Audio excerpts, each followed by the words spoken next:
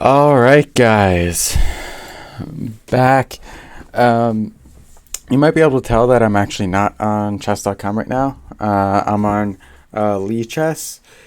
And something actually happened. I was playing on chess.com the other day, and they actually decided to close my account. I wasn't cheating or anything. What ended up happening is I started losing a lot of games in a row, so I was getting frustrated and everything. Um, so what ended up happening is that I was like so frustrated that I just like in every match I'm like I don't really stand a chance or whatever. So I just kept resigning matches. So my rating would get lower, so I could actually have a chance and maybe win a match or two. So because of that, they decided to close my account. Even though they said that me doing that was my own one and only warning, they closed my account anyways instead of uh, allowing me to keep my account. But I made a new chess.com account. I only use it for puzzles and trying to win against the computer and stuff. So I actually did want to start today's stream by covering a game that I actually just played this afternoon. I think it's one of the better games that I played. So if you go all the way to the beginning here, okay, so e4, and then he actually doesn't go e5. He actually goes e6, which is kind of interesting. I develop my knight. He pushed his pawn, and I actually don't capture here, even though this would open up the center of the board, potentially give a check to the king. He develops his bishop, logical move, and then I actually push up my d pawn, and he actually can't capture, otherwise I will capture with my knight. So that's the point of that move, attacking the bishop while having my knight actually and my queen backing it up. In the moment though, I only saw my knight, but either way, he moves his bishop back, and I develop this pawn. And what you'll notice is that I now have four pawn chain here, and it is being supported by this bishop here. So right now, as it is, you can't attack anywhere in this pawn chain without having your piece being captured. So for this reason, he actually pushes here, trying to like the point of this move is to try to force a pawn break, try to break up the pawn chain. So I just develop my bishop. He develops his knight, which is actually a huge mistake, and this is why. I capture, and then the only way for him to capture back is by basically just completely opening up his king side and exposing his king. And that's why I push up my queen to d2, threatening to capture this, and my plan was to further develop my knight here. So he castles, again, big mistake. He probably, if he were to castle anywhere, it should have been king side 100%, or queen side 100%, because then his king would have been a lot more safe. So I capture his pawn. He develops his queen, and let's say he doesn't move this queen, I can actually push my knight up like this and threaten checkmate. So that's why he put his queen there. So I put my knight here regardless. He develops his knight. I attack his knight. Now he double stacks here. And actually, what I was thinking is that, like, if he captures here, can I capture this and, like, further try to capture material with my bishop? And the answer is no, because if I capture here, unless if I capture here, then he just uses his queen to capture my queen, and I'm simply losing the game at that point. So that's why I capture the knight first. So he captures my knight. I give him a check by capturing his queen with my queen, and he captures my queen. Then I move my bishop back.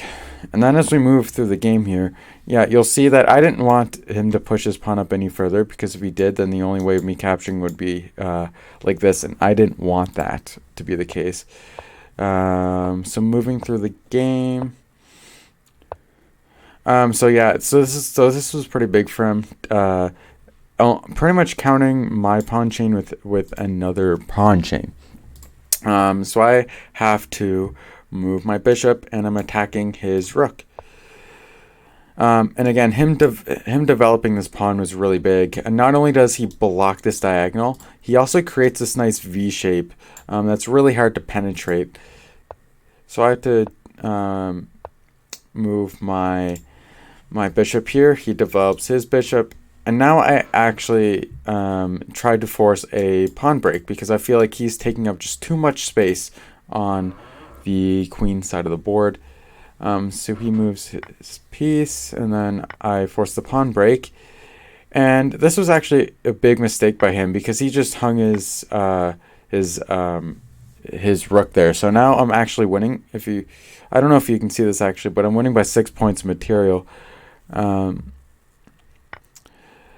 So he chooses to attack my rook, and I'm thinking, I could capture here, checking the king. Now he has to capture back, or he could do a move like this. And of course I am winning at this point, so I'm like, fewer pieces on the board as possible. So that's why I choose to capture his rook. He captures with the king, and then I capture this pawn that was actually that in the moment I only actually realized the pawn would be hanging after I took his other rook. So a few more moves. Again, he tries to force a pawn break here, but as you notice, I completely ignore this, because I'm like, if he captures, I just capture, and I still have a solid pawn chain here. And that's exactly what happens. So now I force this pin. So he goes there, and then I essentially try to mess with his bishop a little bit. It doesn't exactly work. As we go through the game, you see that we almost reach a threefold repetition. And now here's actually one of the critical moments in the game. What I should have done is knight to b1. That's what he realized after the game. And again, he can't actually attack my knight whenever it's on b1 unless he wants to use his light squared bishop. And also doing that move, I protect this pawn and these remaining pawns. I actually blunder here. I would say that this is a blunder. I'm not sure if the computer would consider it a blunder, but it's at least a mistake. I shouldn't have moved my knight here. It allows him to capture this pawn. And at this point, I'm thinking, you know what? He's gonna capture these two pawns, and then he's just gonna win the game by pushing up his pawns and developing into more queens and stuff. So I'm like, I have to do something about this quick. And my plan is to capture this piece here and protecting this pawn. So he does that, and then I capture the pawn. And then he decides to try to attack this pawn. And then I actually push up the pawn, and this is good for two reasons. Number one, it stops his bishop on his turn from being able to capture the pawn that was on f3 before my move. And it also further reinforces this pawn here with protection. So he decides to attack my rook. So I go here, again, pinning his piece. He goes here, and the reason why I go to c2 here with my light squared bishop is A, so he can't actually capture it with his king, but B, I was actually worried about the fact that he could push up this pawn at any moment that he wanted to, and try to develop into another queen. But if I have this here, then it's hard for him to, it's a lot more challenging for him to do that. So he moves his light squared bishop. I move my knight. Now this is the next critical moment of the game. So you notice how he gave me a check here. So there's actually two things that I was thinking. Before I moved my knight here, I was actually thinking about this fork here. if my knight was here, I could fork the king and the bishop and winning the bishop. But he decides to check me first before I can move my knight there. So at this point, I'm thinking, you know what? Again, less pieces on the board is good for me. Try to trade off pieces that are worth the same amount of pieces, or worth the same amount, or have the same value. So I'm thinking, you know what? I could go here and leave this fork available. But I feel like the odds aren't really great that he'll exchange pieces if I do that. So the other option is to go here. Again, blocking the check and trying to exchange pieces off the board. Move my knight here was actually the other option. I misspoke there. Blocking and then capturing my bishop, and further simplifying the game. So yeah, that's what I do. I block with my knight here, but while simultaneously forking these two pieces, and that's why I thought it was more likely that he was going to capture my bishop or my my knight if I move the knight first. So he actually refuses the capture, which I thought was very odd. So I took advantage of his blunder here. And I forked his king and his bishop, winning the bishop. And after that, he decided to resign the game. As I have a 8-pawn advantage with the rook and the knight here. So that's why he decided to resign. All right, so now that that's out of the way, let's get into actually playing some matches.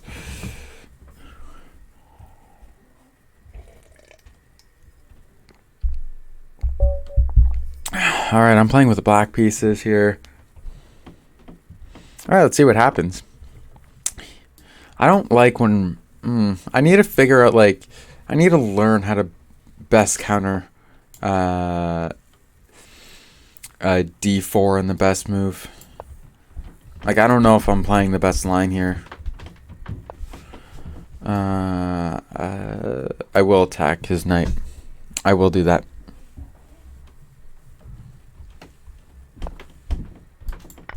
Let me do that. Okay, that was actually good for me because he should have captured with the queen, because now his king side is weakened.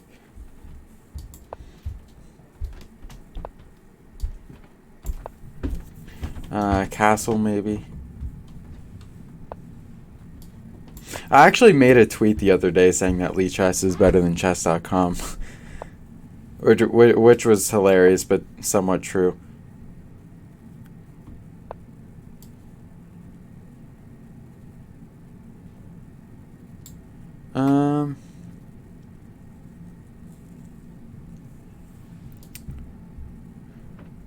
I'll go here, actually.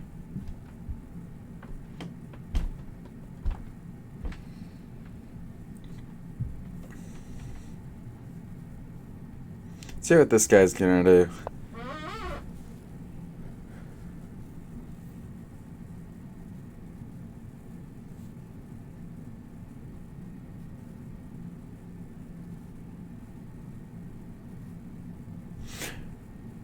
If I go here, and if he captures, I capture. He most likely captures here, and then I can go, oh, that's no good. What he wants to do is move his bishop out of the way. I think I'll just go here.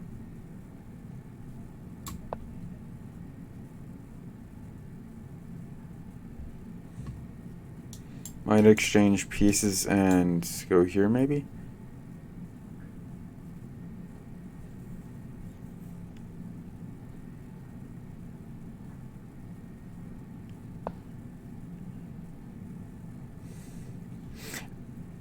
Huh.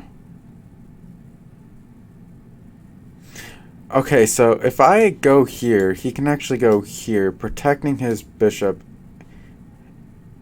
And his bishop, and this rook here is is protecting his other rook.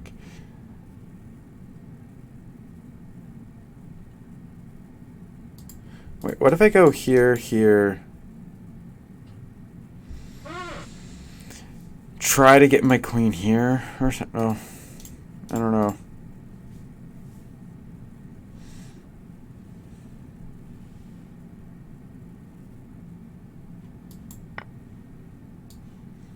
I guess I'll just do what I had originally planned. If I do this, I'm still winning by a pawn. So he decides to blunder his bishop. Okay, I appreciate that. He can go here, but okay. I was thinking he can go here, but then I just capture, so that's no good. I kind of have to get my other pieces into play, honestly. If I go here, here, here, here... Okay, so that's not good.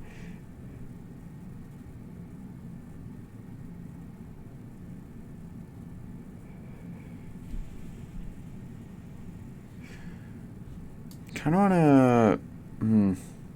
I should probably move my... If he goes here, then I just go here, I believe. Actually, no, if he goes here, I can just exchange pieces.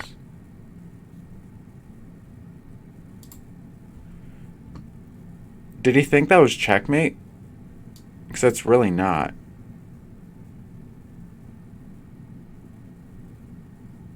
Like, what? I'm legitimately confused. I can just move my piece here. I'm confused. What are you trying to do? If you go here, I just capture, capture, and capture. Like, that's not even a threat. Oh, I should have captured. I'm such an idiot. If he leaves his bishop hanging, and it's still a similar position to this, I might capture the bishop. I should have seen that he hung it, but you know, it is what it is, I guess. I'm gonna do this now.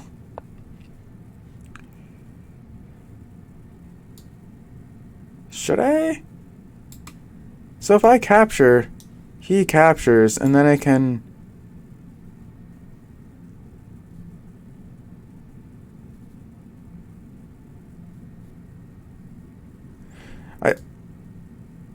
I'm gonna... No, I leave this pawn hanging. That's the problem. That's why it isn't so simple.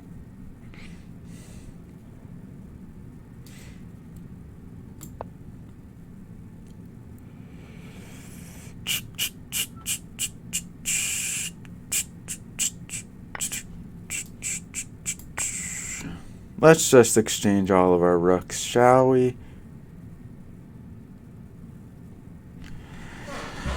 I will be winning by 3 pawns if we exchange all of our rooks.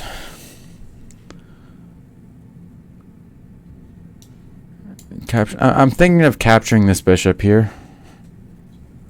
I mean, that might be a good move.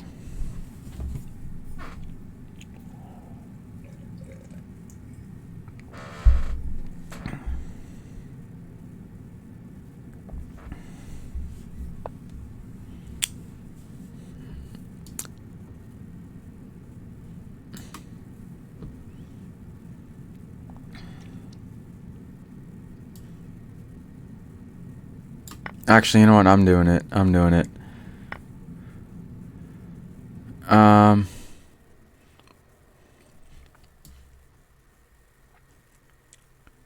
Let's do this.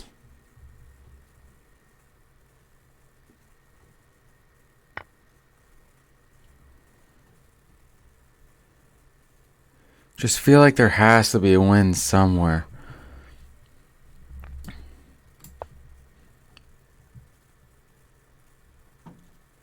He really shouldn't exchange queens here. If he does, I capture this queen and I just run my pawn up the board. So...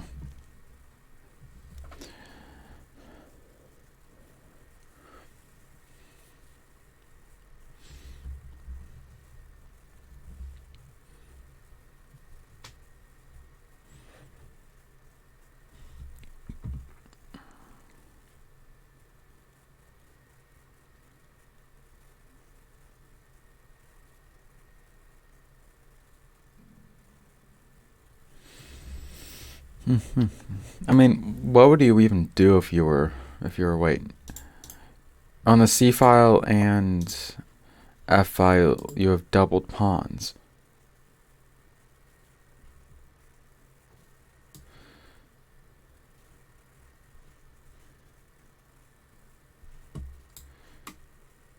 I feel like I should go like here and here. Like try to reroute my knight to a better square or something. Let's go here.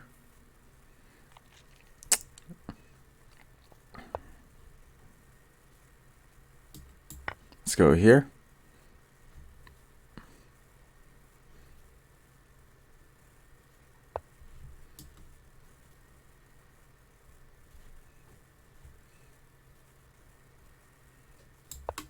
I might go here actually.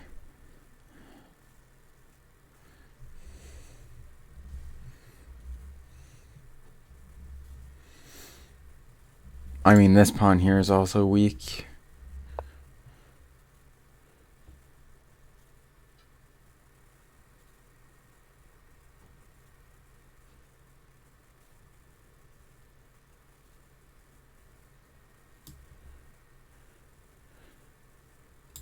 Let's do this. Let's give him a check instead.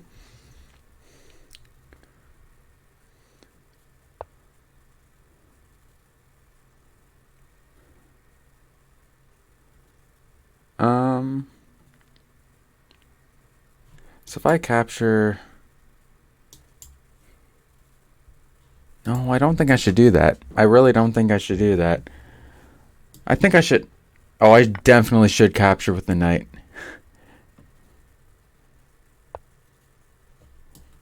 Why would you do that?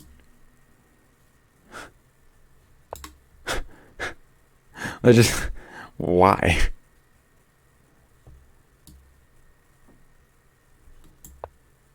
I just need to figure out the win. I don't even need to promote to another queen.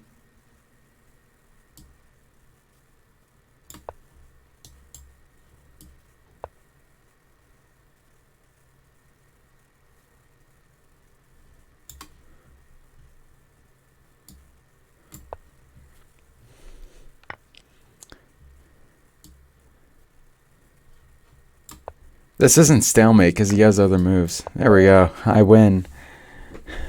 Bam. All right. Let's new opponent. Yeah, that was a good game. That was a good game.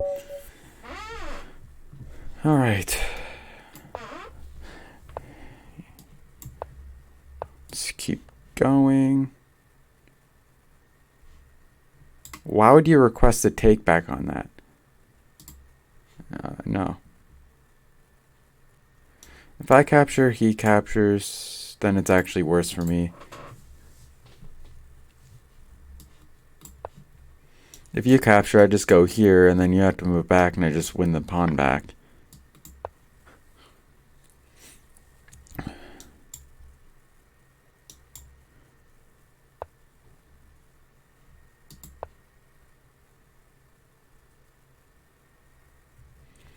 Bye-bye. Have a good time.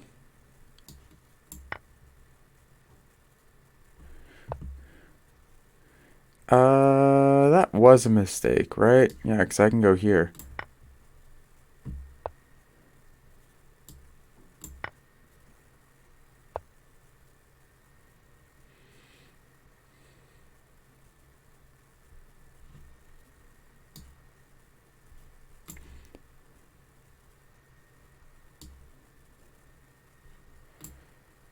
I'm just so confused. Wait, no, I can't actually mate.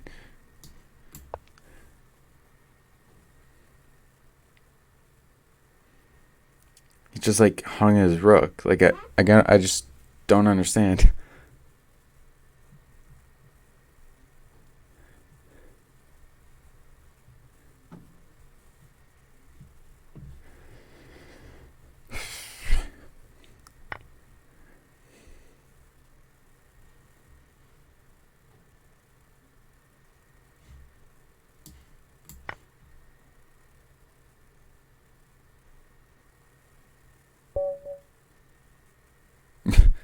Yeah, I mean, yeah, like, yeah, okay. Let's, new opponent. Let's get a new opponent here. Playing with the black pieces again. This guy's a rating of over 1,000, man. Let's see what we can do against this guy. I don't really have any expectations. If we lose, then, you know, it is what it is, I guess.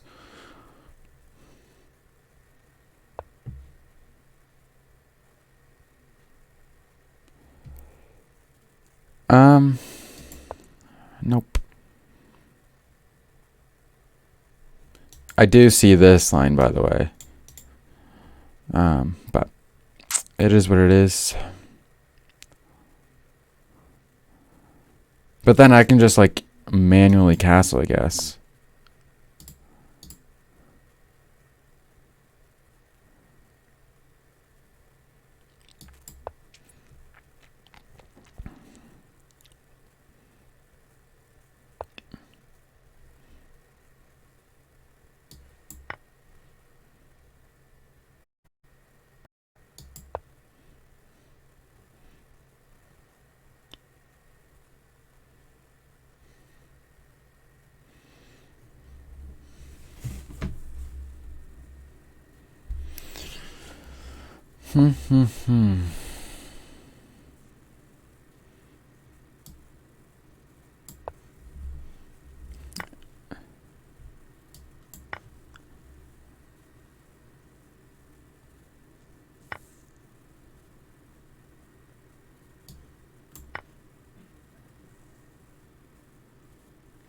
What you gonna do now, big dog? I might actually go here next move.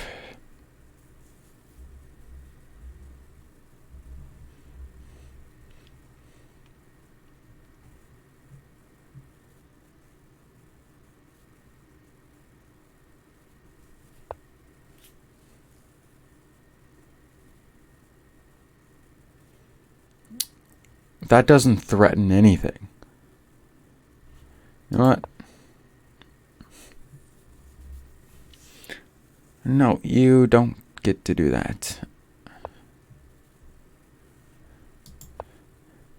Oh, fine. You can just, you know, continue to have your piece preoccupied over there while I actually, you know, do something with my life. Weak pawn, weak pawn. Move this before I move my queen off the file.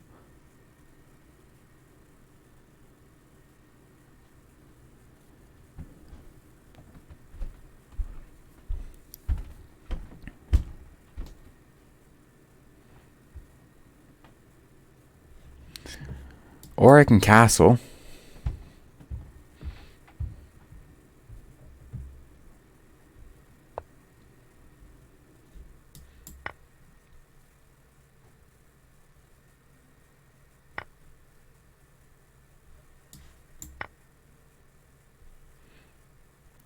This can get very dangerous for him very quickly.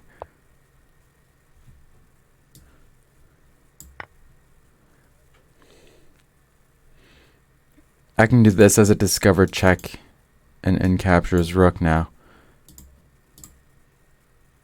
Oh, actually, unless he captures with it. Well, actually, then I can just go here. No big deal.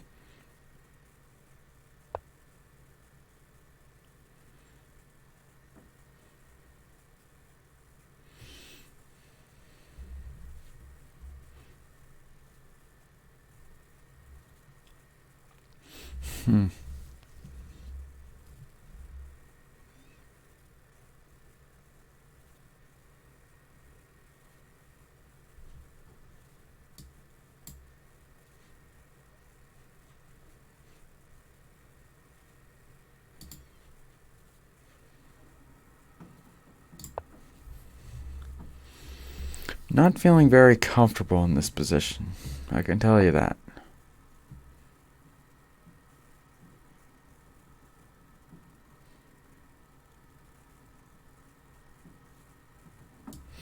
Now I actually can go here and just exchange pieces. Here, here. While I was here, I couldn't because then the knight could just capture, but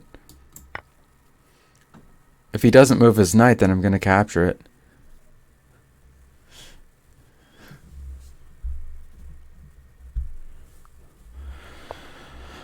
And indeed, he does opt to move his knight. I'll do this to threaten to capture the pawn. I'll probably just do that in response.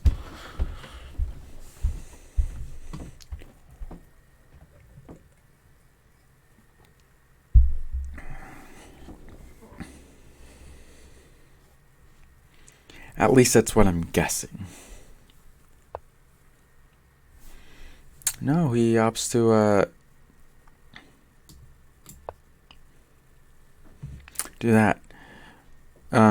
Yeah, so not only does moving my bishop here prevent him from being able to easily capture it with his rook, but now my bishop also covers this square, so he can't actually capture.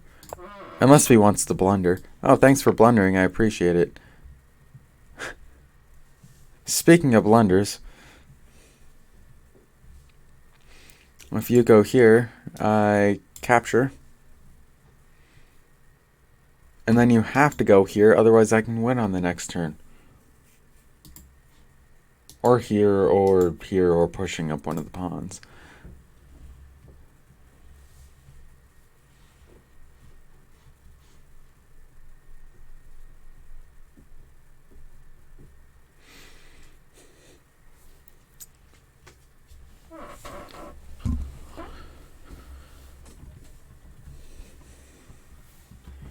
Yeah, at this point, I don't think I can, I don't think I'm going to blunder the game.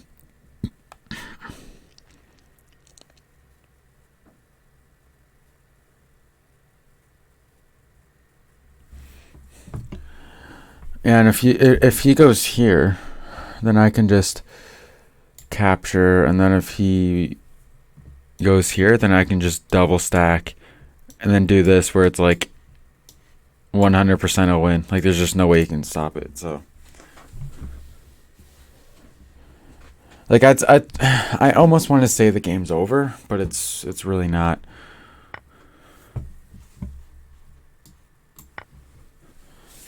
See, now he can't capture here, otherwise there's a back rank checkmate.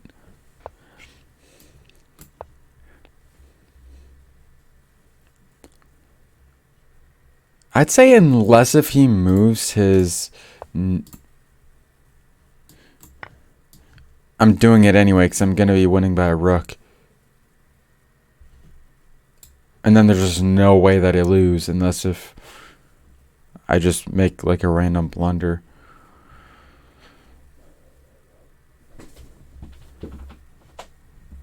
Like, what he needed to do was move his knight. So that way he in turn would have two pieces covering the E1 square. But no.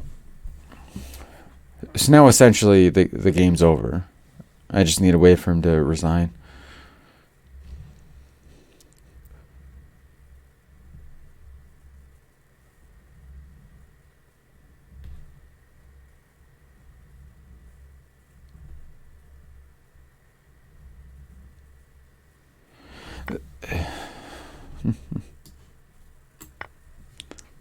Yeah, it's like game over. I can just like push my pawn up, create into the queen, and then yeah, it's game over. I could even do this idea where I have a rook behind a passed pawn.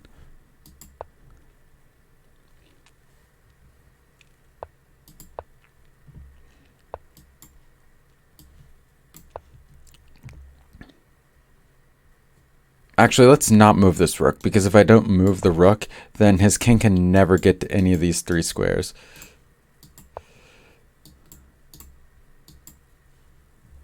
Just pre-move it. Like the game's over. I'm not sure why he hasn't. Like, I don't even need to capture this. Like, I don't even need to capture the pawn on G3 here.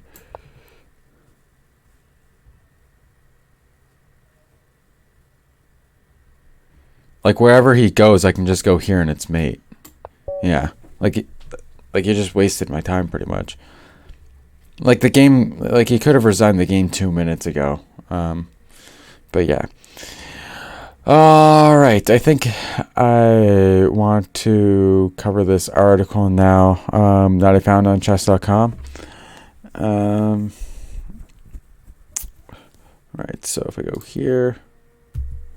All right, so now the layout for you should be for you guys should be correct. So Nakamura supports Gary Vidi in clash with Grand Prix organizer over sponsorship. Now I believe this has to do with World Chess, I believe, and the like what they say about like sponsors and everything like that. But anyway, World Chess, I guess I'm right. The organizer and owner of the commercial rights of the Fide Grand Prix has contacted participants about their personal sponsorship. GMs Anish Giri and Vidi reacted on Twitter, suggesting World Chess is trying to get a cut from players' own sponsors. Meanwhile, GM Hikaru Nakamura supported his two colleagues in one of his recent streams. I actually watched his. I think I actually watched that stream live whenever he said stuff that basically supported what they were saying. World Chess doesn't have a great track record of organizing chess events without causing a stir. Weeks in advance of the Fide Grand Prix, the final series of events organized by World Chess before its contract with Fide ends, it is involved in another controversy. This time, it's about sponsorship. In an email to the participants, World Chess wrote last week, we have been made aware that some players are negotiating 2022 contracts with new and existing sponsors, and we are happy to offer a position to your sponsors inside the events. The package will include a right to display the logo on player's jacket and digital presence. If you would like your sponsors being advertised during the Grand Prix series, please let me know and I will contact you, the partnership specialist. How could you not say that that's not... Like, how could World Chess ever say that's not them trying to take a cut from the players? I don't know. As one of the participants, Vidi, sponsored by the digital engineering and enterprise modernization partner persistent and meditation app Black Lotus, and that's a mouthful, was the first to tweet about this. He placed a poll on Twitter whether it is fair to ask a player sponsor to pay the organizers as well in order for the player to sport their logo. Vidi, a grandmaster, obviously very experienced in chess. Is it fair for that to happen? And 80% of the people who 80% of the 14.6 thousand people said no, that's ridiculous, and it is, you know. I mean, I've learned all about this just based on Hikaru talking about it, but Giri, who is sponsored by the Dutch proprietary trading firm and global market maker Optiver, supported his friend Vidi, tweeting, "Chess organizers, World Chess in this case, discovering new revenue streams is great, but trying to fish for a cut from players' own sponsors is not helping. It is challenging enough for a player to find a sponsor. Let the players wear the logo at the events they compete in." And I believe that this is actually true. That it is challenging, very challenging for a chess player to find a sponsor. And chess can sometimes just isn't the most reliable in terms of bringing in income. So that might be a part of the reason why. I'm not too sure. I'm not really familiar with sponsorship deals and everything. But anyway, let's keep going. A reaction came from Fide, also via Twitter. Email. Fide's director general made the point that there's a difference between Fide and World Chess, the main organizer for the 3 Grand Prix tournaments, and that Fide is legally bound to its agreement with World Chess. All right, let's see what he says. Fide is not World Chess. World Chess is not Fide. Kindly stop blaming Fide for the policy employed by World Chess. Fide never asked players to, a cut for their private sponsorship money. And then he goes on to say, World Chess has commercial and broadcasting rights for the Fide Grand Prix provided by previous Fide administration. They also had rights for the World Championship and candidates that we reclaimed in 2019. We will try to help resolving issues, but we can't legally impose the decision. Kindly stop blaming Fide for the policy employed by World Chess. I don't think anybody's actually blaming Fide.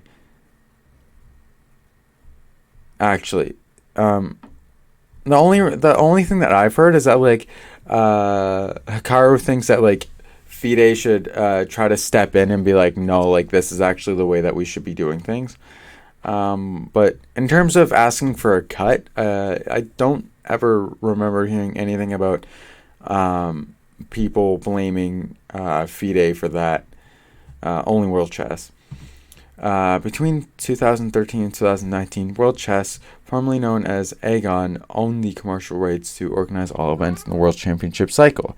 This was based on a contract in this PDF that stems from 2012 and was signed with the previous Fide administration. In 2019, Fide retained the rights for the World Championship and the candidates tournaments, but the Grand Prix series still belongs to World Chess. The contract between Fide and World Chess ends after the 2022 Grand Prix tournaments are over. But yeah, I even reading this, like I still think that like Fide still like recently got back the candidates tournament and the World Championships. So I do think that Fide should like step in a little bit more and be like, no, like we shouldn't take a cut from the player sponsors. In a comment to Chess.com, Fide's chief marketing and communications officer David Latta explained that at Fide's own events, players would need to get a personal sponsoring approved. However, when there is no conflict with the event sponsor or the standard sponsor requirement of the International Olympic Committee, basically any private sponsor is allowed. Also on Twitter, World Chess CEO, I can't pronounce that name, joined the debate and actually denied that his company is seeking a cut from private sponsor revenue. Okay.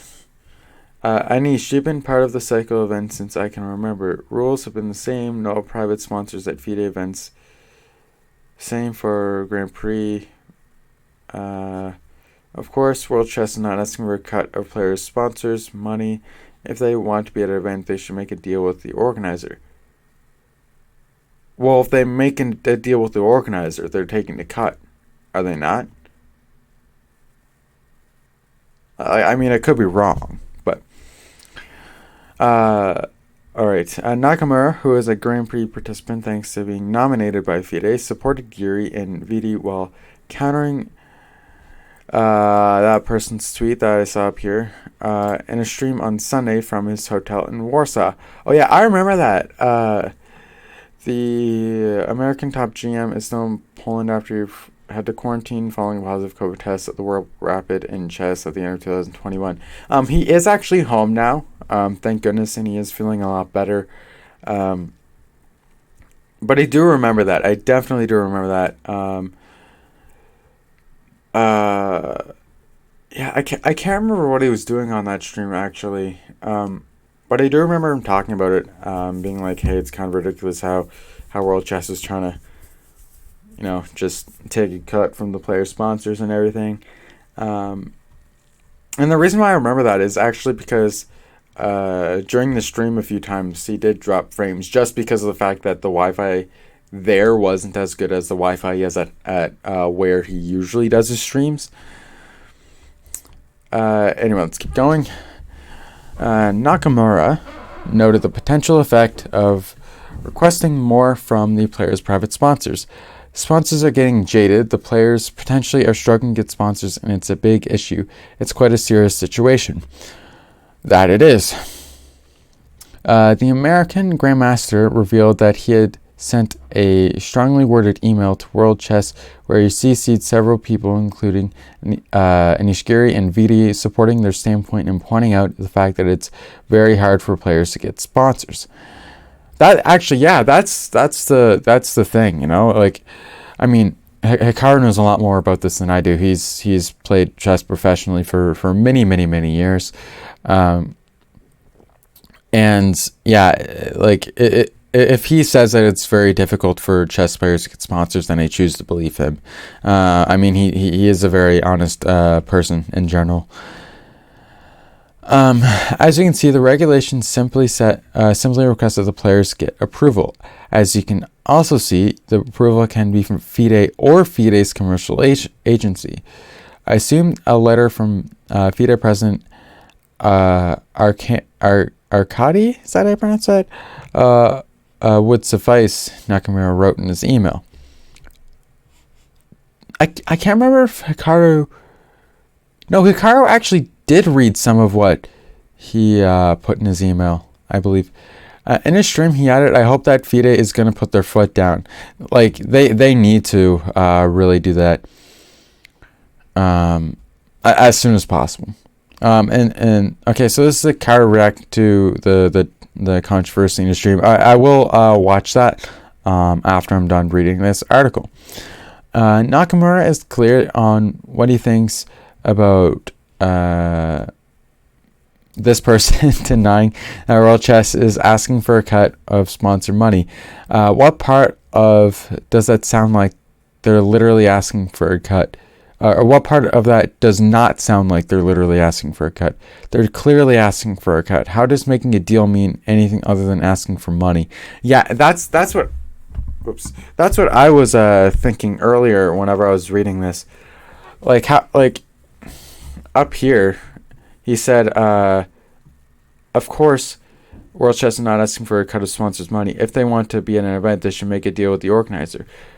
But then I'm thinking, isn't making a deal with the organizer just asking for a cut from the sponsors' money? Anyway. And then they put Hikaru's tweet here. One of my favorite grandmasters at the moment, I will say that. Top two. I can't choose between Carlsen and Nakamura. It's probably Nakamura by an edge, just because I can actually watch him stream and play a lot of chess and everything. But anyway, getting off topic. Can the player simply ignore the demands of World Chess if Fide does keep its foot down, as Nakamura suggested? Paragraph 8.4 of Fide's regulations of the Grand Prix series states, players shall not wear, use, or display any apparel, footwear, accessory, or other item, including but not limited to any piece of attire or any article that is of an accessory nature. Example, bag, eyewear, armbands, gloves, socks, chimes, beverage bottles, etc., bearing an identification of or advertising or otherwise promoting the player's sponsors without prior written permission from Fide or Fide's commercial agency. The final phrase by Fide or Fide's commercial agency suggests that permission from Fide might indeed be enough. However, Fide's lawyer has pointed out that the old 2012 contract between Fide and World Chess will have the final word as it comes to commercial matters. Therefore, it remains to be seen whether players will be able to have their personal sponsor logos in the Grand Prix or not, without making use of the package offered by World Chess, again, which just simply is asking for a cut of the sponsor's money. The three Grand Prix tournaments will take place on February 3rd to 17th, 2022 in Berlin, Germany, February 28th to March 14th, 2022 in Belgrade, Serbia, and on March 21st to April 4th, again in Berlin, Germany. The top two players will qualify for the 2022 Fide Candidates Tournament, which take place on June 16th to July 7th, 2022 in Madrid. Again, and after the candidates tournament, whoever wins that will go on to face Magnus Carlsen in a World Championship match. In the World Championship match, I think I can't remember how many points. I think it might be the first to like 6 points or 6.5 points, and then you win the championship match. I can't remember honestly. But yeah, let's watch this video.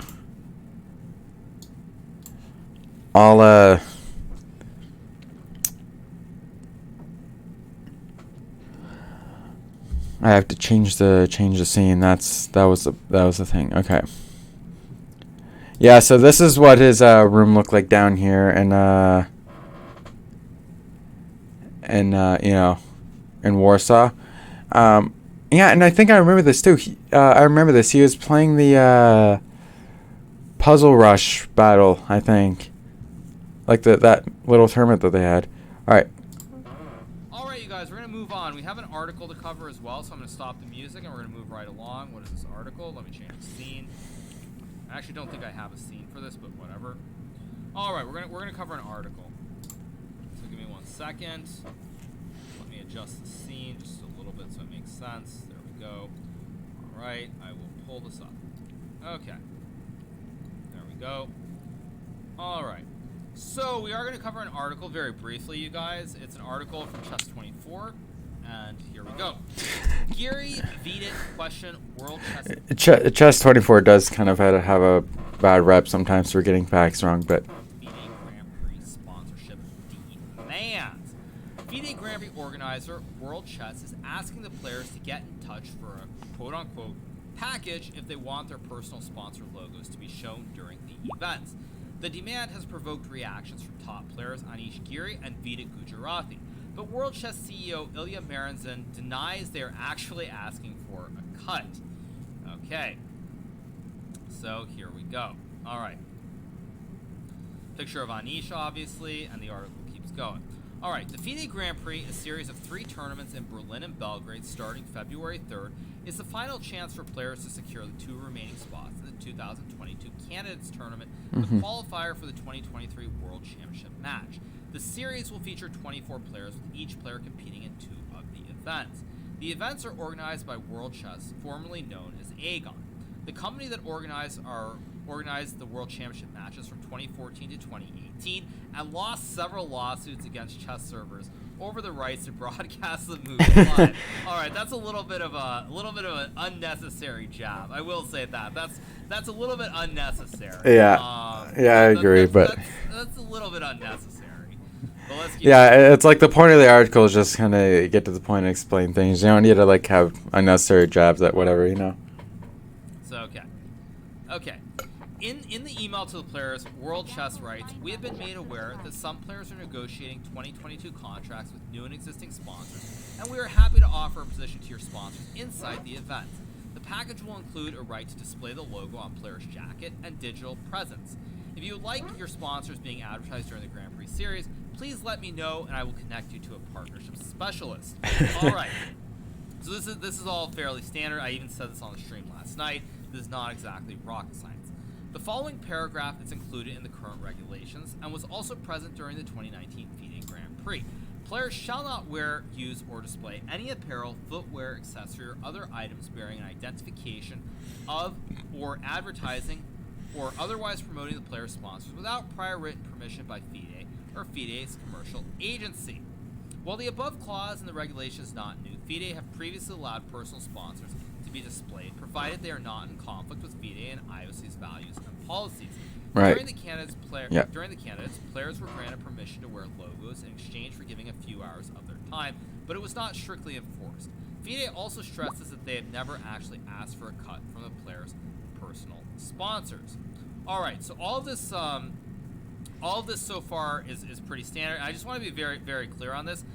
There is a difference between FIDE and World Chess. Now, nobody really knows what the whole arrangement or agreement was in terms of World Chess and the rights that they got. I mean, to me, it seems very strange that FIDE has not been able to basically just that FIDE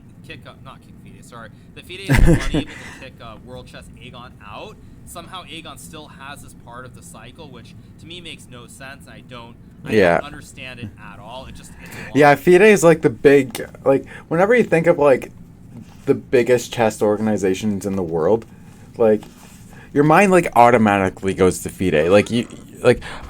I've honestly never heard of I've been playing chess forever since I can remember. Like kind of like casually, just like here and there. But yeah, I've never heard of World Chess like ever, until I've actually watched the stream. Believe it or not. Cool. And as far as this part about wearing sponsors, is 100% accurate. Basically, if let's just say Emil Satovsky or anyone at FIDE says we're fine with the player sponsors being featured, then World Chess can do nothing about that. So it's kind of a little bit weird that they sent out this whole email, but let's keep going with the article. All right. Okay. This picture of Magnus. Oh my gosh. Also, by the way, FIDE also stresses that they have never actually asked for a cut from players' personal sponsors. Once again, FIDE is separate from World Chess in a sense, so that's the reason that when this is said, this is actually accurate. Okay. The requirement comes at a time of increasing demand from organizers to get their share of player sponsorship money. One example is Magnus Carlsen, who went through negotiations with FIDE regarding a sponsor, Unibet, a betting company. The details of the negotiation are not known, but Carlsen did display his sponsor in Dubai. Okay. Yeah. So you see how it says here, FIDE stressed that never actually asked for a cut from players' personal sponsors. I guess what FIDE is trying to do is kind of like FIDE as an organization is not World Chess. Like it's two different organizations. So that's why they're kind of, I guess, stressing that they've actually never asked for a cut from player sponsors. Obviously World Chess has, but let's keep going. Okay, so there's a picture of Magnus. What a picture. I mean, that's such a great picture to show. He looks disgusted at the position on the chessboard. Let's keep scrolling. Okay. World number 7, Anish Giri, who is sponsored by technology-based trading firm Optiver, is among the players who are critical of the demand for what appears to be a cut of sponsorship money. On Twitter, he supported his friend and former second Fide and said players should be allowed to wear logos during the events. Chess organizers, World Chess in this case, discovering new revenue streams is great, but trying to fish for a cut from players' own sponsors is not helping. It is challenging enough for a player to find a sponsor. Let the player wear the logo at the Let the players wear the logo at the event they compete in. Obviously, I completely support Anish, 100%, and very well put. And then we keep going. We have another tweet. We have a tweet from Vidit that says, let me scroll down, that says, is it fair to ask player sponsors to pay the organizers as well in order for the player to sport their logo? Again, very logical points. Chess24 reached out to Giri, who declined to comment on the matter further. Popular chess streamer Levi Rosman did offer to support Giri, tweeting to his 172,000 followers. Apparently, the organizers of the upcoming Grand Prix are asking companies who sponsor participants for a cut to show their logos. No wonder top OTB chess will not experience the effect over of the board chess. It is a bubble filled with that's what OTB means, and no respect to the players. All right. So most of this I tend to agree with. They always plug in Levy. This is Chess24, so not actually so accurate. But anyway, the point is pretty true that World Chess definitely, the way the email was worded, it's very clear they want to cut out of players' sponsorship. Now, I will say this because this is not included in the article whatsoever. I actually sent an email this morning, a strongly worded email to World Chess, and I CC'd quite a few people, Anish and Vidit amongst them, basically supporting their standpoint and the fact that it's very hard for players to get sponsors. And there are two problems with the situation. Aside from the fact that Fide most likely, I think, will correctly allow players to wear their sponsor logos. Think about it from the perspective of chess players. It's very hard to get personal sponsors. There are only a handful of chess players who have personal sponsors. Oh, yeah. I think almost all of them are roughly in the top 10 to 20 players in the world. So it's very hard to get a sponsor. So what happens, let's just use Fide as the obvious example. Say Fide, for example, is in a situation where he gets a sponsor. Let's just say I know if it's a Milk or Meditation or one of these sponsors, and he's like, well, he has to go to them and talk to them, and they're like, well, wait, what's going on? Because if we have you showcase our logo at all the tournaments, that's the whole point. So if you're coming to us asking about why like you can't show up for this one tournament, then that company is going to become very skittish, and they're going to wonder, well, wait, what's going on? Like, in any normal sport, players are allowed to wear the logos of whoever their sponsors are. Very specifically, I'll use like Formula One as a simple example. And so what that happens is then you have sponsors getting jaded. The players potentially are struggling to get sponsors, and it's a big issue. So it is quite a serious situation. So let's keep going with the article. All right. So whoops, I didn't mean to go there. Let's go back. Okay. So then we keep going with the article. It says Singaporean Grandmaster Kevin Go Wei Ming also supported his colleagues. As if seeking sponsorships in chess isn't hard enough, we have prats like World Chess asking for ridiculous cuts and farming athletes like they own them. Something needs to be done to protect athletes. Okay. So that's a reply to Anish. The one thing that I think I will say, and this is on Fide especially, is that I don't know how Fide can do this, but Fide needs to make it very clear that there is a separation between World Chess and Fide itself, and what exactly is going on with this contract in terms of why Fide does not have the rights to the what's called the quote unquote Fide Grand Prix, because I think it's a little bit insane that Aegon yeah. Rights. Fide Grand. I forgot. It's not just called the Grand Prix; it's called the Fide Grand Prix. Like it's even named after Fide, and like right now that until the next Grand Prix is over, they don't have the rights to their own Grand Prix, which is kind of ridiculous. And it's not simply Fide winning the events. So there should be something said on that. All right, so let's keep going. Here we go. We have this. Fide General Director Emil Satovsky distanced himself from the new demand and pointed out that the Fide Grand Prix events are organized by World Chess and not Fide. Fide is not World Chess. World Chess is not Fide. Kindly stop blaming Fide for the policy employed by World Chess. Fide never asked players for a cut of their private sponsorship money. All right. So as much as you guys know that I'm not a fan of Emil, he is actually right with what he's saying. Yeah. World Chess has commercial and broadcasting rights for the Fide GP provided by previous Fide administration. They also have the rights for the World Championship candidates that we reclaimed in 2019. We will try to help resolving issues, but we can't legally impose a decision. So I mean, I don't know why Fide can't reveal exactly what the situation is, because it seems very weird to me that they're unable to get the rights back for the Grand Prix specifically, because that's the one thing that they don't have the rights to. Yeah. And it just makes no sense at all. Yeah, that is weird. Did, like, the previous administration signed like 20-year contract, or what exactly happened? Because it just does not make it just doesn't make any sense whatsoever. So, all right, so let's keep going. All right, here we are. Responding to Satovsky on Twitter, World Chess CEO Ilya Marinzon disputed that they're actually asking players for a cut. Marinzon also responded to Geary, once again denying they're asking for a cut, saying they simply want players to make a deal with the organizers. How can you say that's not? I'm gonna go right back to my phone. I'm gonna find that email, and this is where I'm gonna read that paragraph once again. I think it's in here. I think parts of it are in here, but the whole thing's not in here. So I'm gonna read this once again, and you guys tell me if you agree with that or you don't agree with that. I'm gonna read on my phone, because obviously you can't read emails. Okay, as it says, we have been made aware that some players are negotiating 2022 contracts with new and existing sponsors, and we are happy to offer a position to your sponsors inside the event. The package will include a right to display the logo on the player's jacket and digital presence. If you would like your sponsor being advertised during the Grand Prix series, please let me know. Or maybe actually they did put all of it. I didn't think they put all of it, but apparently they did. But it says, if you would like your sponsor being advertised during the Grand Prix series, please let me know and I will connect you to a partnership specialist. In what way? I actually thought they cut off part of it, but they actually put the whole thing in the article. So I actually didn't need to read it.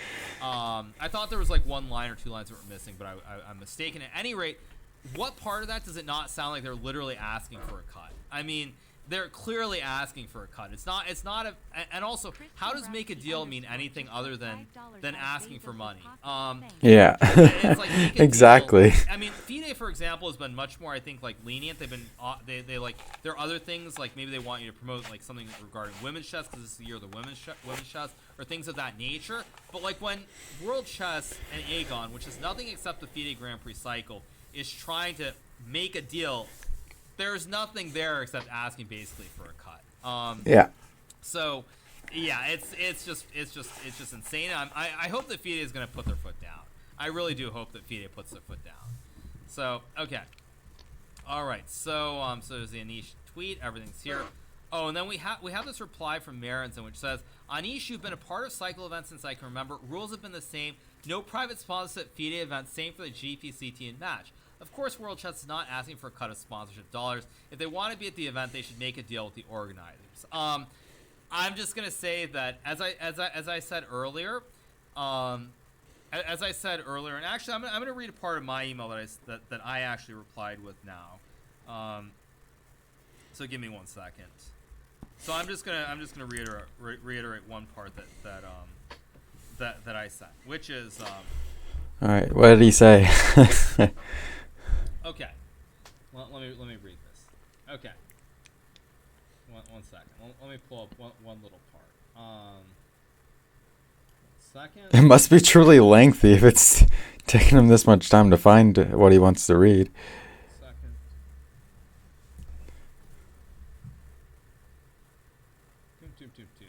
Yeah, pause champ, exactly. Just give me 1 second to try to scroll to the relevant part. Yeah. Okay, so just one little paragraph of what I wrote. It says, as you can see, the regulations simply request the players get approval. As you can also see, the approval can be from Fide or Fide's commercial agency. I assume a letter from Dvorkovich or Satovsky would suffice. So, as part of that email that I sent this morning, basically Fide just has to put their foot down, and hopefully Fide will. I mean, Fide, for all the things that I'm not a fan of, I think they do understand the climate and what's going on. So I do expect basically Satovsky or Dvorkovich to be like, you know, we're gonna approve Anish, Vida, Hikaru, everybody else who wants their sponsors. So that's a little bit that I would say. All right, so let's keep going. In a statement to Chess24, Marinson says they are simply following the rules and regulations since 2014 that players must receive prior written authorization or display sponsor logos. Now, I'm going to tell you right off that I do not believe I ever got written authorization when I had Red Bull cans at the chessboard. So I think Marinson is kind of hedging it a little bit with what he's saying, because I know for a fact I had Red Bull cans. And based on this, he's saying that everybody was having to write to Fide or to Aegon to get approval, and I definitely didn't have to. So I think this is very questionable. So it says, okay, the reasons for this provision, in my view, is that the event's principal source of financing is sponsorship, and sponsors demand predictability, including the number of sponsors and assurances of no conflict. How would it look, for example, if, for example, MasterCard sponsored the event, and the player who ends up winning the event was sponsored by Visa, with the Visa logo clearly displayed on the player's jacket during the awards ceremony? What are the odds, though, of that happening? Like, come on. Not only be a huge commercial scandal, but a gross violation of sponsorship ethics and best practices. Great example by Marinson. The only problem is I've yet to see any Fide Grand Prix event be sponsored by any major commercial company.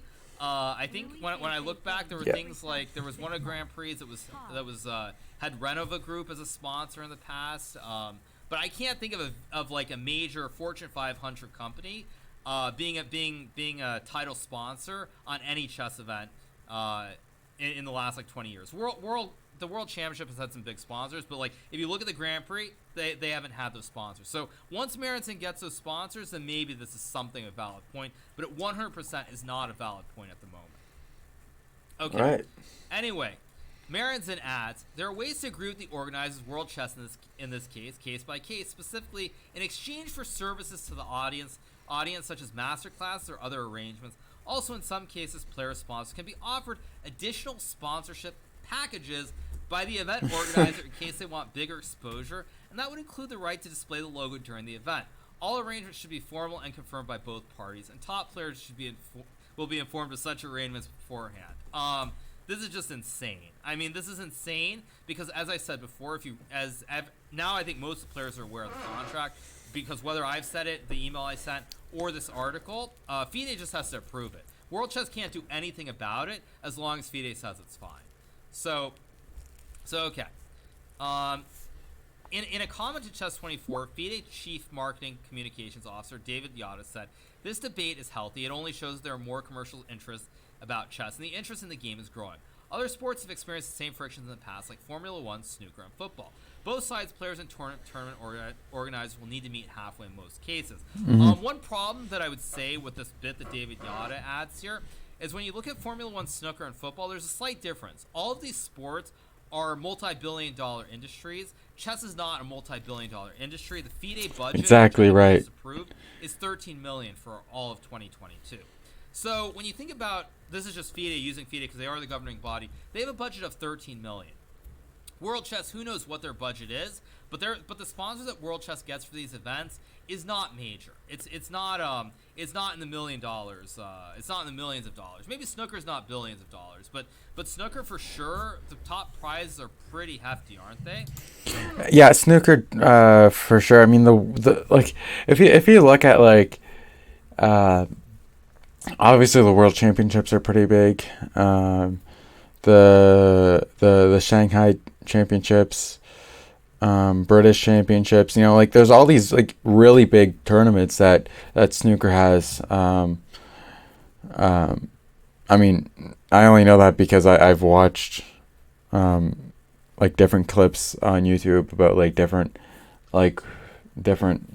snooker matches and everything. But yeah, like snooker is definitely 100% has sponsors that are worth a lot more money than in chess for sure. They're pretty hefty, at any rate compared to chess. So yeah, snooker's not multi-billion. That is true, but at any rate, when FIDE, which is the governing body for the entire world, they have a budget, I believe $13 million. Now I could be wrong on that. To have this sort of debate, it's not right. When we're talking about billions, we're talking about hundreds of millions or billions of dollars. Then maybe it's a discussion that can be held, or people can have that. But right now, that's not where chess is, and so it's just very, very silly to me to try to compare something like Formula One or football specifically. Whether you mean American football, European football, whatever it is, like they're not comparable. Mm-hmm. They're not comparable. Chess just is not like that.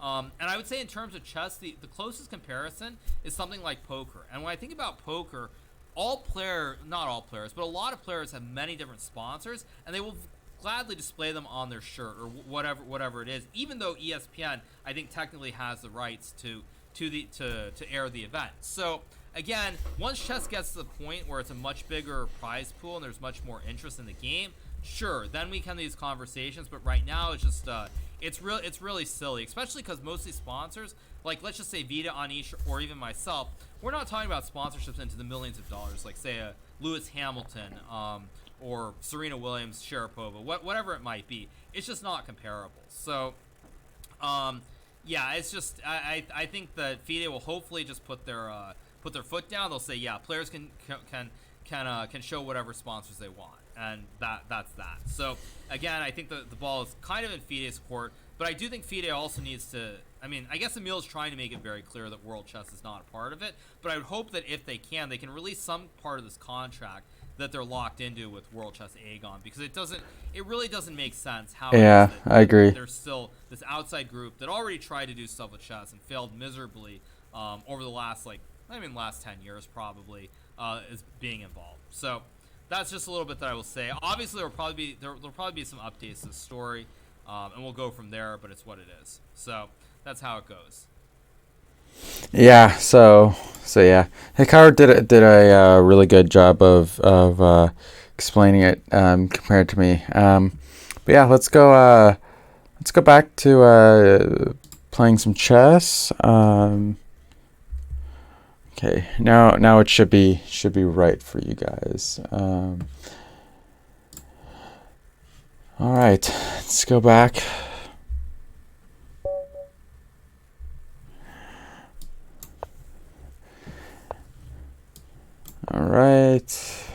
see what he's going to play. I think I'm going to develop my bishop.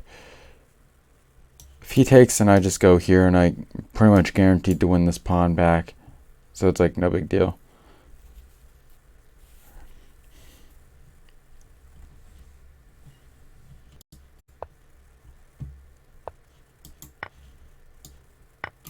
It's castle. That's a very strange move, but okay.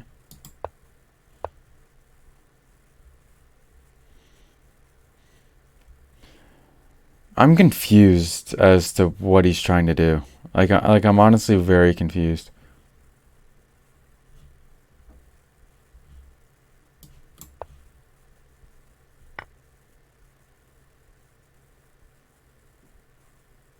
Okay. Oh, I blunder. No, I didn't blunder another piece. I thought I did, but I didn't.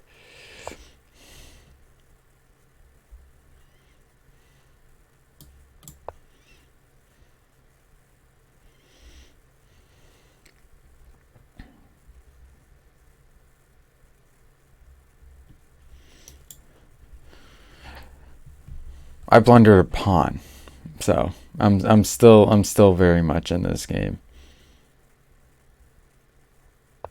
Like my king is like overall I have a better position.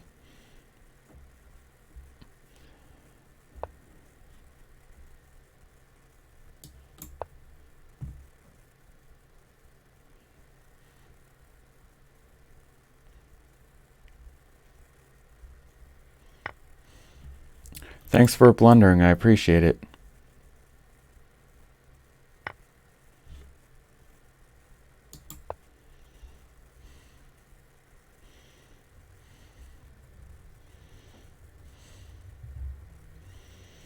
I'm far from being out of the game. But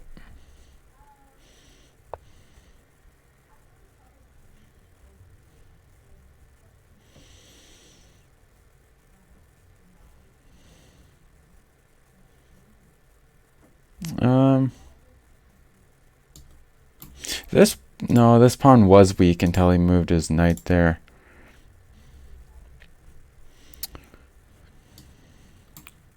I will open up this diagonal though for my queen.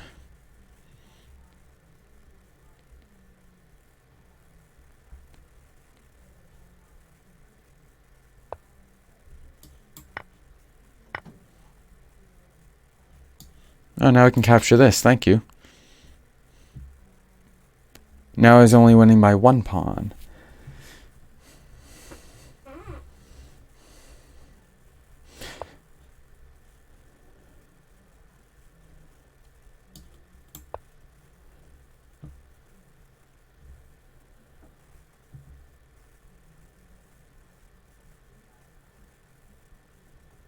Like I'm 100% winning this game right now. Like he has almost nothing developed on the king side, other than his knight that I captured.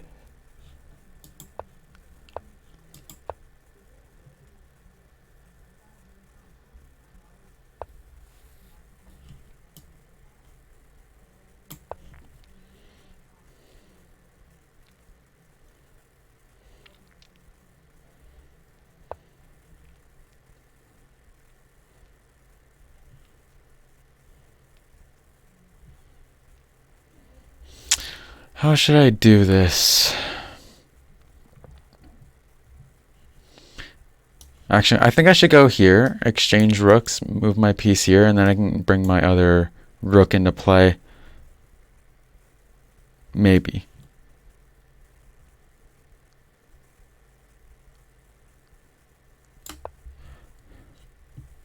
I think that's what I should do.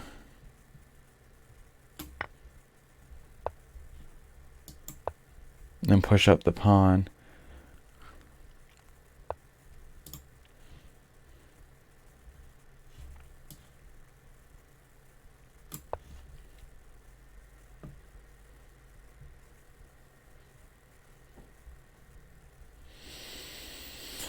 Let's see what he does.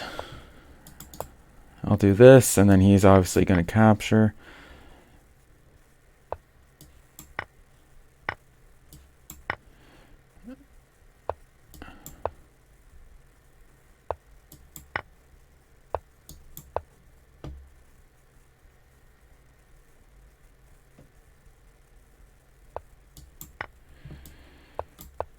Yeah, this is just a winning endgame for me.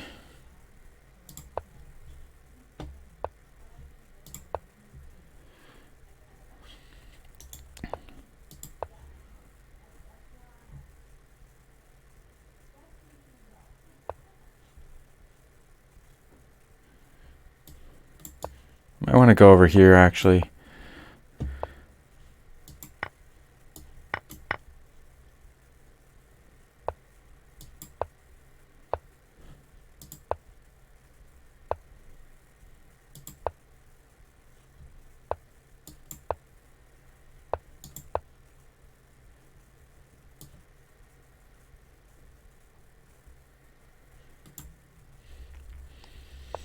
Yeah, I should be able to win this pretty easily.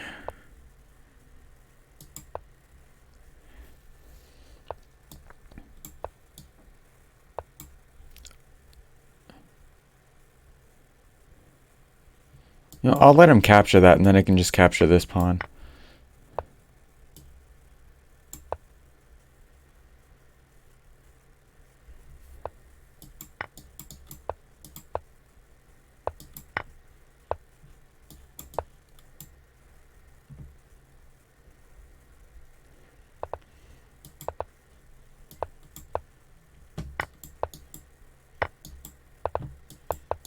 It's too late, buddy.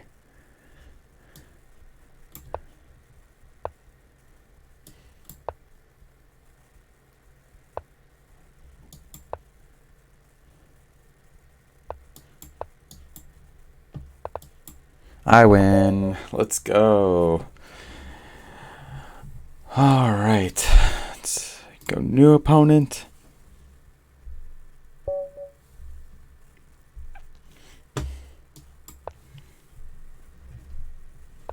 This guy's rated 1,100. Oh my gosh. I mean, let's see what we can make happen. I don't really have high expectations for this game, but we'll see.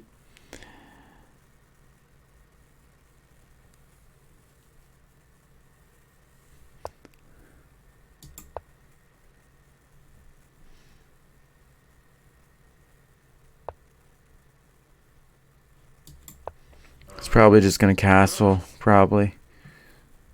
Would imagine that's what's going to happen.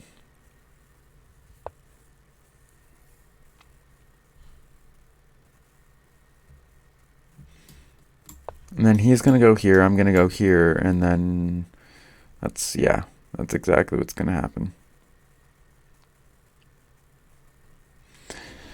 Most likely, I mean, what did I say was going to happen? No, he's going to go here trying to trap, so I have to go here.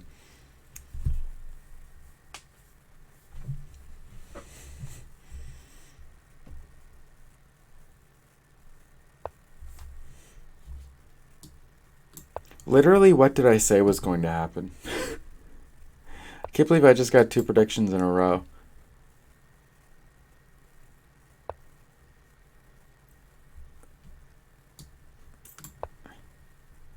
Like, this bishop just isn't targeting anything. Like, if you go here, I just... Oh, but then he can capture here.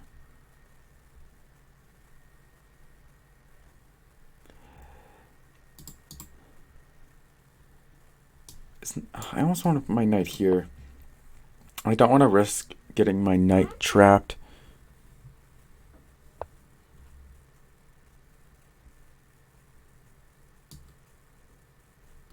If I capture... Oh, wait. Actually, if I capture, he captures back with a pawn. He leaves us hanging.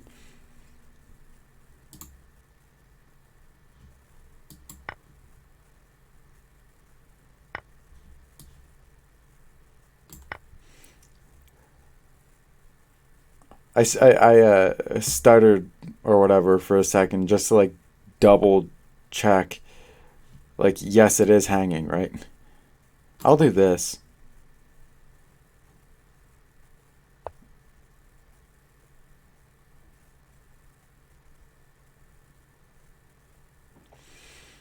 I feel like I can take advantage of the situation, but how do I do that? Oh, what if I go here and then I'm threatening mate?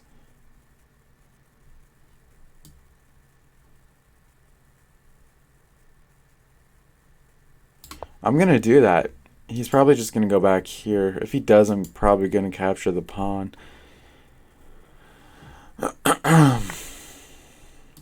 Checkmate. Thank you. Have a good day.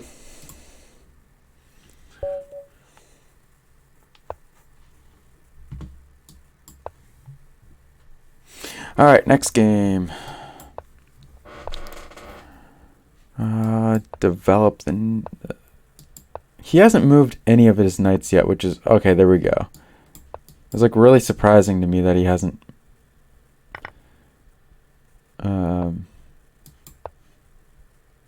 done that yet.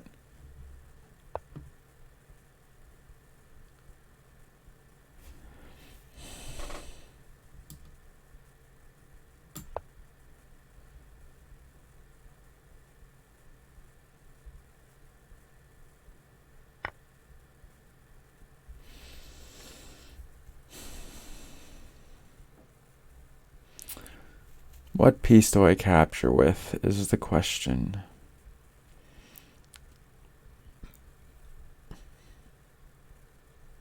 I think here. I think capturing with a knight, because I'm threatening to capture this bishop, which is, you know, becoming a threat, I suppose.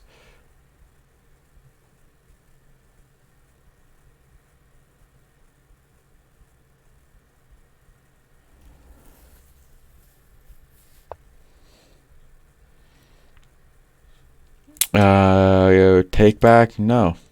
You don't get takebacks in real chess. Or I mean in like over the board chess.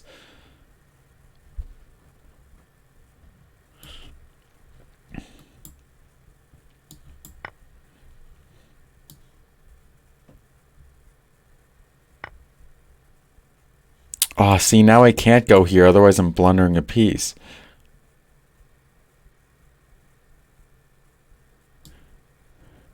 If I go here, you can go here. And then... No, that's no good. Here and here, maybe? Oh, no. Wait, no, because my knight. Never mind. I'm a genius. So should I threaten to capture his queen, or should I try to exchange pawns? I think I want to exchange pawns. Now here's a question. Do I want to capture with my queen?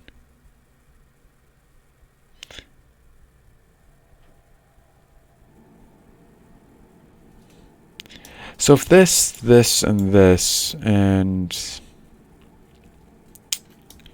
this, targeting this, I think that's actually good. And that's also check too, so like either he moves and I take his queen and I'm up a pawn or something, or not. I don't know. What I do know is that he's in check. And the turns I've tabled.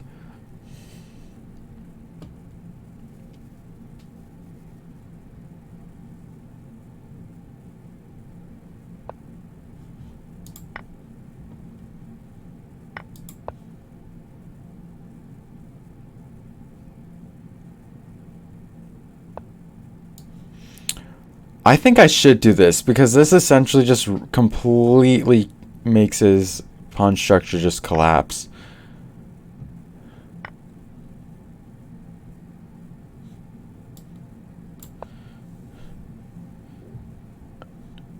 Target this pawn. Yeah, I'm going to gladly target this pawn.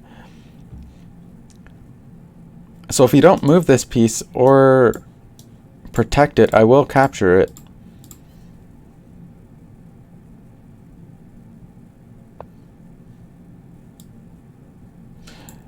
If I capture this, is it a blunder? And I'm asking myself that because he spent almost no time on his move.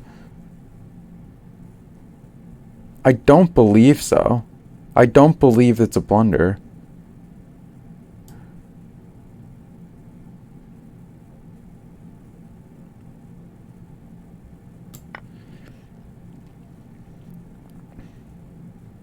I mean, he's probably going to go here, try to target these pawns.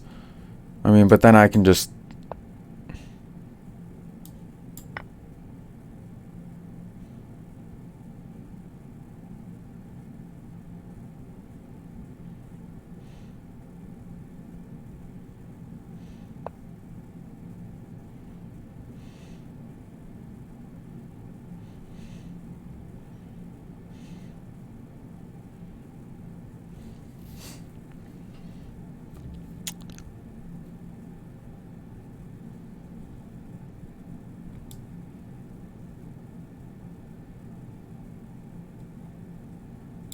Go here.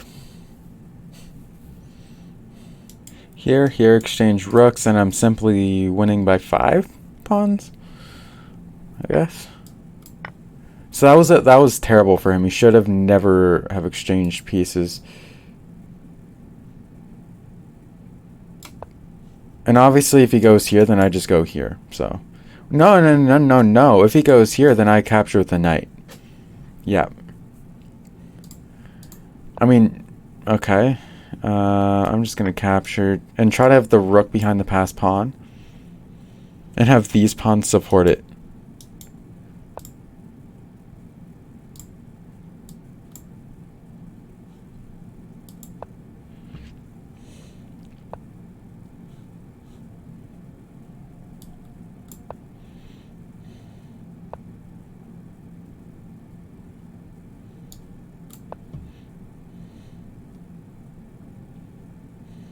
Go here and then maybe push to try to initiate this last exchange.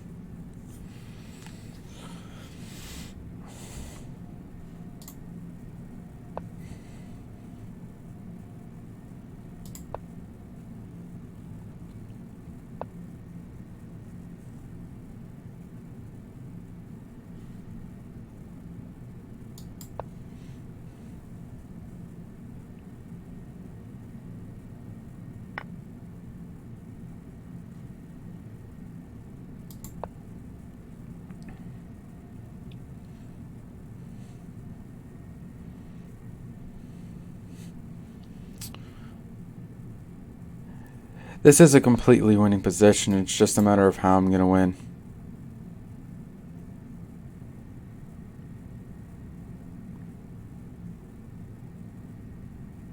And if he captures here, then I really am just completely winning. Like, basically, whatever he does here, I'm basically winning.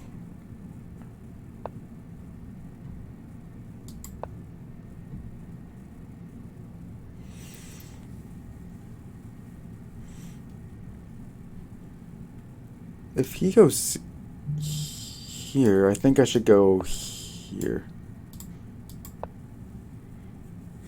Okay, now, yeah, the only way to stop it is by going rook here, but then I can just make a queen, and then he has to sack his rook, and then it's just a completely winning position. I mean, it is right now, but even more so, a completely winning position.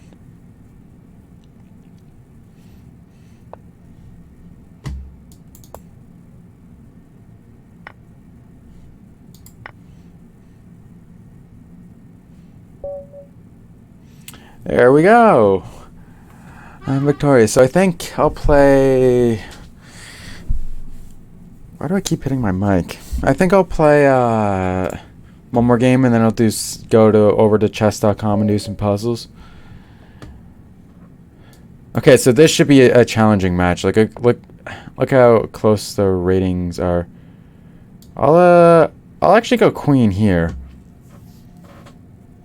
He'll probably...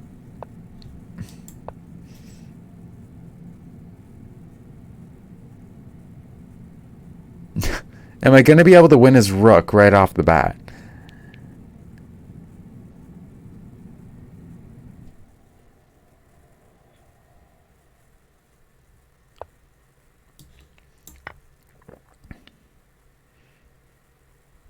If he does this, I just take this. But then I really have to start developing pieces quite quickly.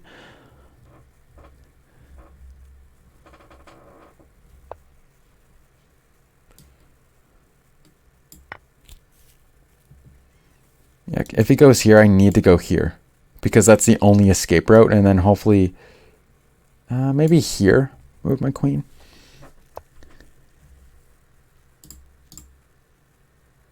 Well, if he attempts to capture, okay, so if he goes here, I just capture.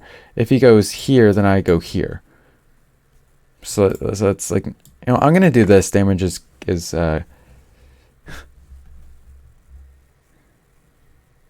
honestly, if he actually goes here or here, I think I'll just do this and... Okay, I need to develop quite quickly now.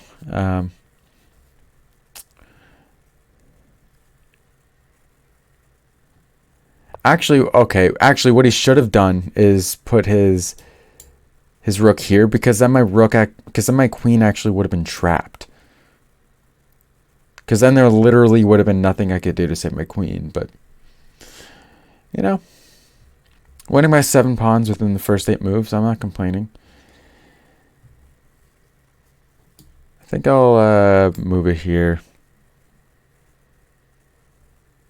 I really have to develop my pieces now.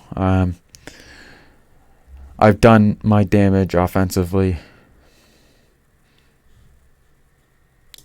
Going here and here. No, actually, here, castle, here, and push up my pawn. Those are the... Oh, and move my rook into the middle. Like, those are the moves that I need to get done right now.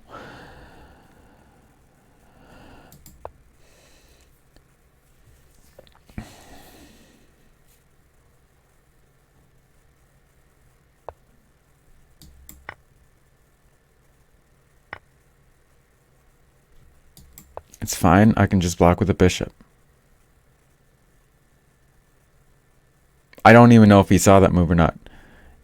And now, even if I castle, he can't actually take. Otherwise, take here. Let's just go here then, if you're going to do that. If you go here, then I just go here.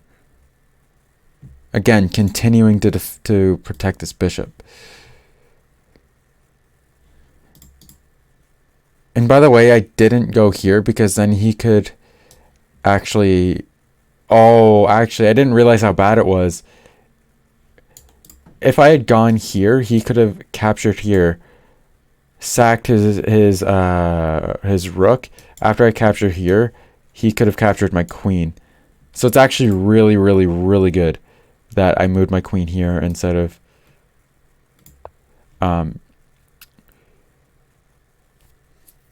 choosing to move it right here on this darker square. Yeah, I just saw that tactic. Oh my gosh.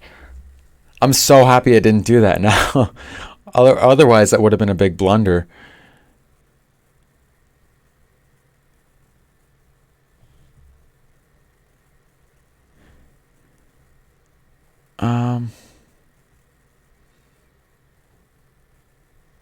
I have to move my queen to actually, you know what? I'm gonna do this. Try to attempt a pawn break. Go here. Oh, having my dark squared bishop here is so bad for him. It's a really good move for me, but it's really bad for him.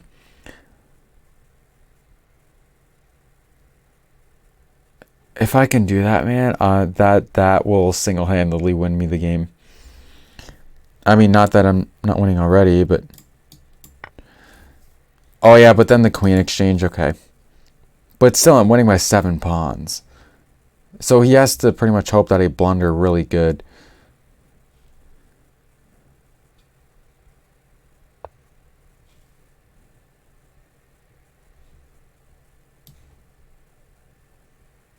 If I lose my queen, then you also lose your queen.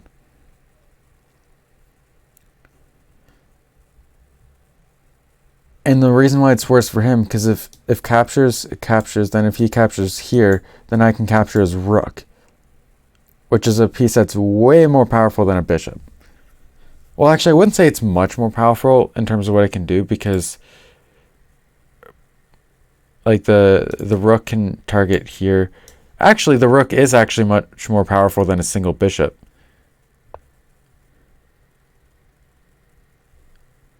Let's go here. Let's go. Let's frickin' go. Let's frickin' go. If he goes here, I do this, and it's check.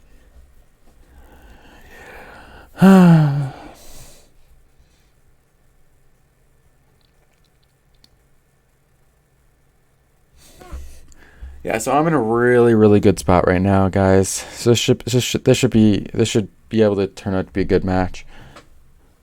For me, not necessarily for him. I'll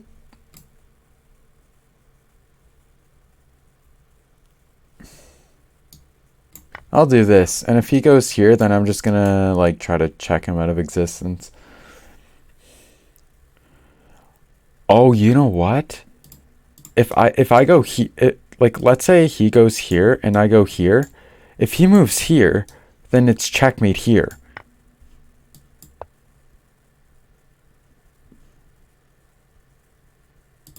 Wait. If so, let's go. Let's go.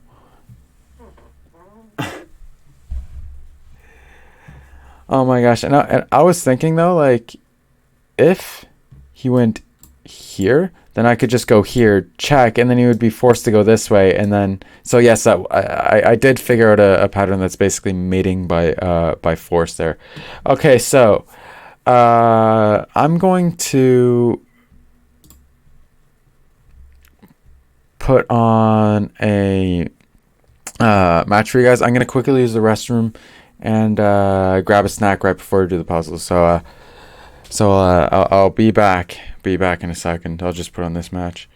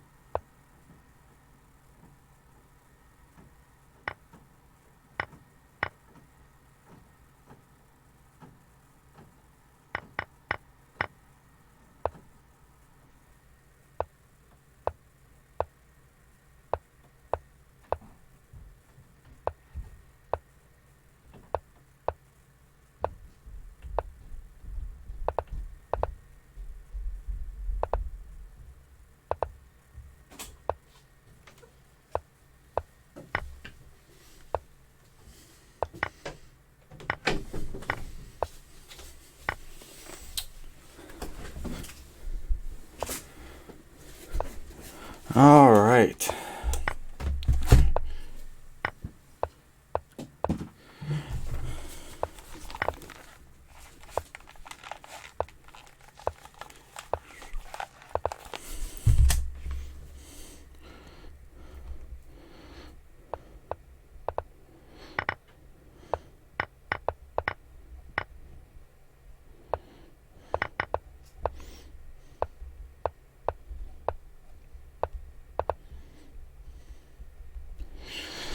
All right, so I grabbed a snack up that you guys have been enjoying those matches that were popping up.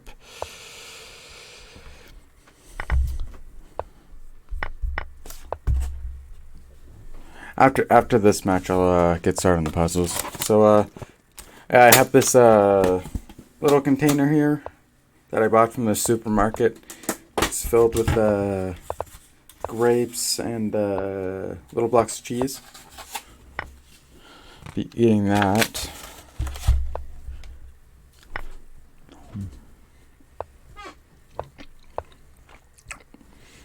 I also bought a new mouse. Yeah, just today.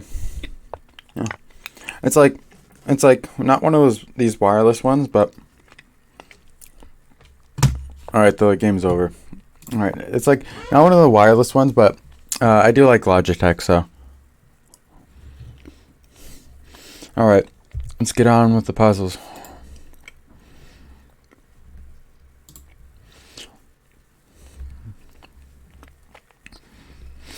Oh yeah, I forgot to mention that because I did mention earlier in the stream how I made a brand new chess.com account because my other one got closed.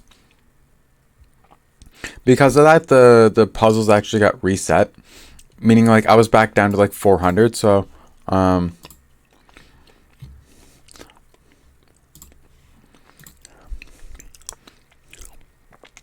So my puzzle rating right now is only like 610. When ordinarily it would have been a lot higher than that. It would be if I was on the one that got closed anyway. If I go here, then you're getting double checked.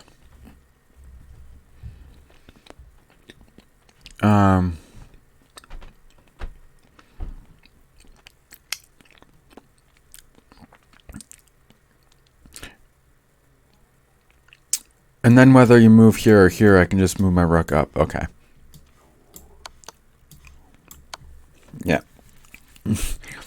16 in a row. Yeah, I haven't missed any. I haven't gotten anything wrong. So it's white's turn. This move seems good. If I do that, the black king can only move on g2 here if I do that move.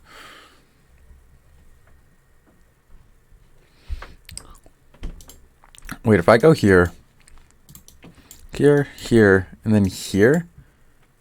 No, but then he can capture. But then what? No, that doesn't really work.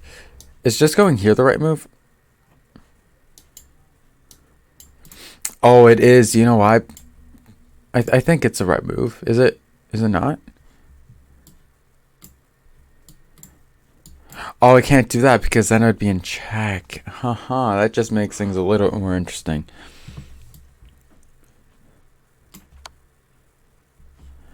That's wrong. Okay. Oh, because I could have gone here in one material, that's why. Okay. Was that the solution? Oh no, there's actually... How did I miss that? Like, actually, how did I miss that there was checkmate on the board? That's embarrassing.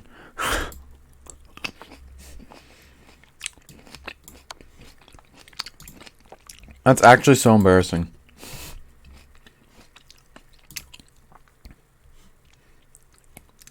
Let's go now into Puzzle Rush now. Survival.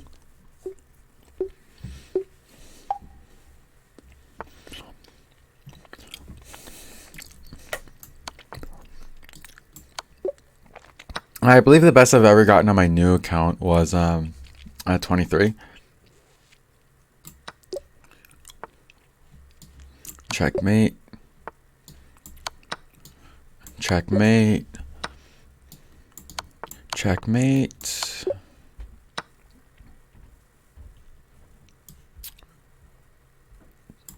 Yeah. And here, right?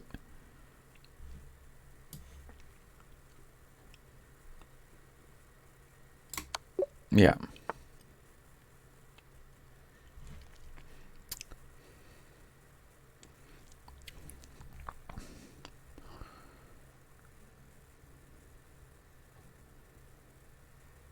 This puzzle isn't rated 500. Why is it stumping me? Like my initial thought was to exchange queens, or was to capture my queen with his queen, capture his queen with my queen. But then I realized there's an exchange available.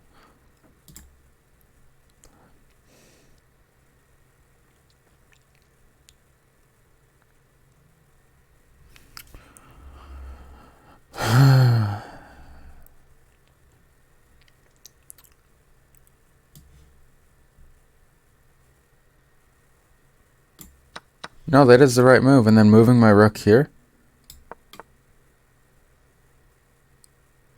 And then moving it here, right? Yeah. Okay. And this is the right sequence of moves.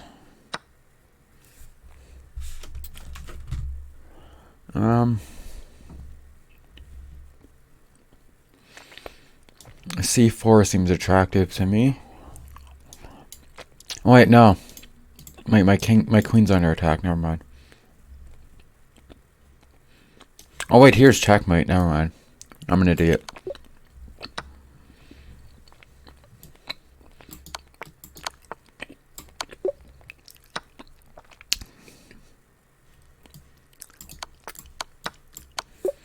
They give you like 4 puzzles like that. I don't understand why.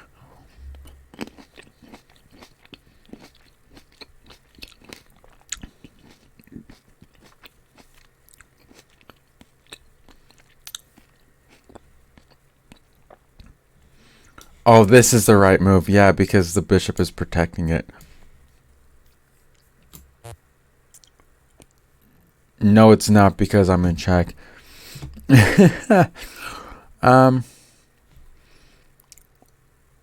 So I can either... The right move has to be to move the king, right? Yeah.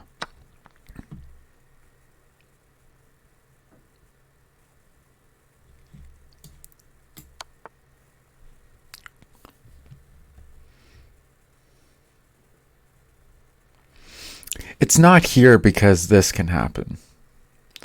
Like, that's 100% the wrong... Oh, but is here the right move? I believe here is the right move.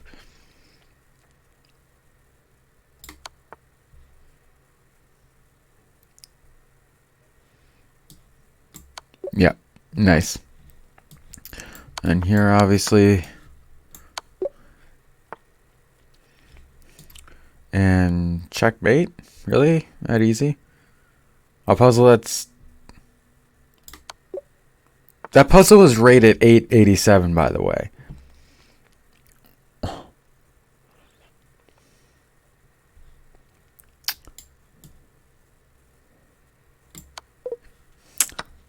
That sucks.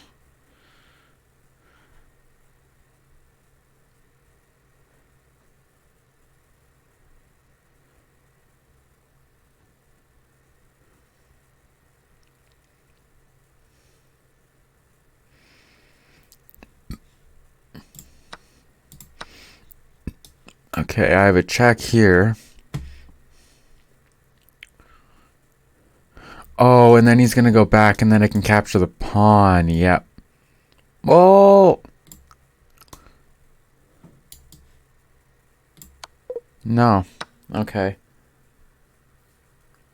Like, it gives me, like, super easy ones at the very beginning, and then it's like, no, you suck. We're going to give you the most difficult ones that... Like, I don't know what the right move is here. Like, I'm not a grandmaster.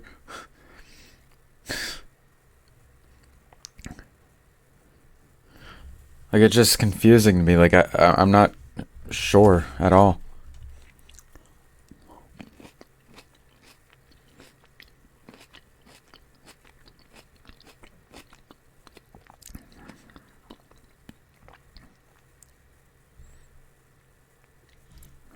Castle? No.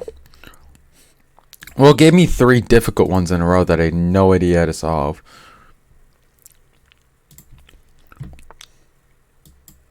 No, it's not there.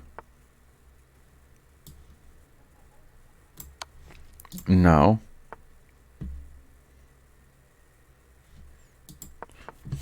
I'm an idiot.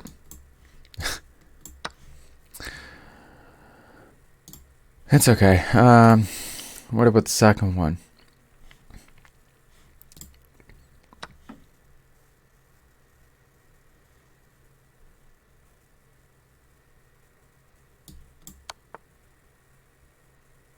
Yeah, but what's the threat?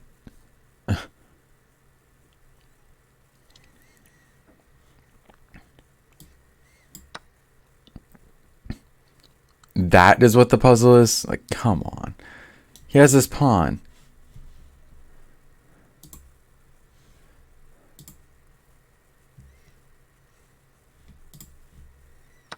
Yeah, and for this one, like, I legitimately just have no idea whatsoever.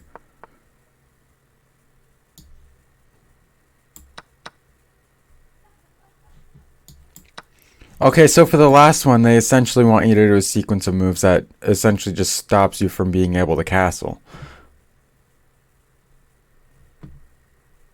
I don't see why white isn't better. Like, look at where the king is for each of us. The white king is way safer than the black king. And, you know, like, piece development is about equal. 1, 2, 3, 4, 5, 6, 7. 1, 2, 3, 4, 5, 6, 7. 2 rooks. And yeah, I'm like, I may be winning by a knight, but white is better.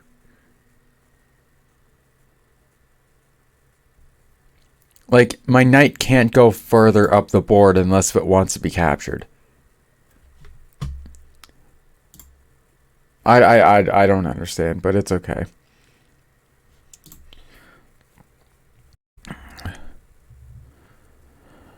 All right, let's go back to Lee chess, the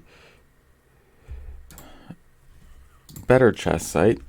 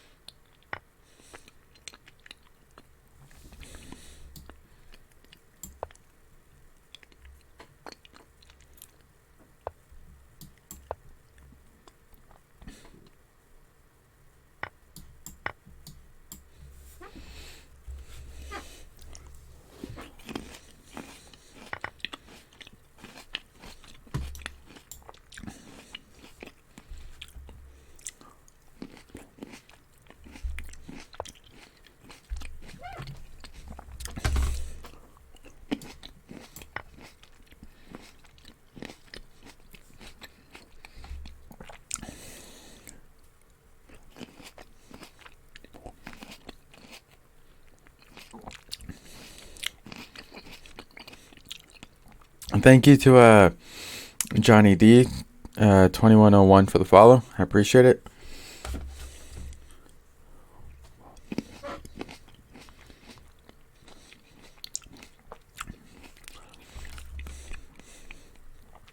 Yeah, man, this guy's just in trouble. Wait, why did he move his king?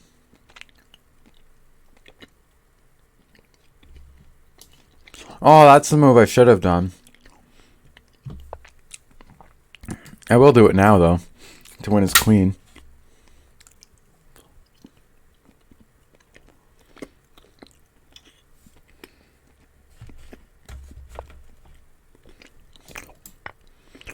It doesn't work because my queen protects the bishop.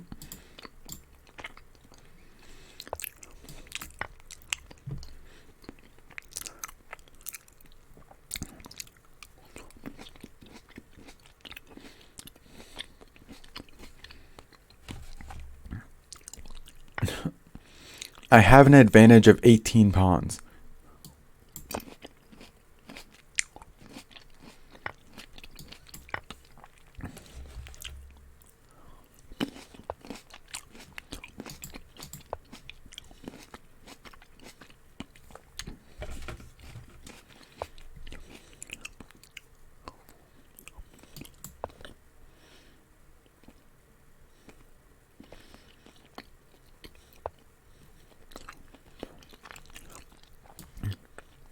Why don't you do something instead of just moving your bishop over and over again?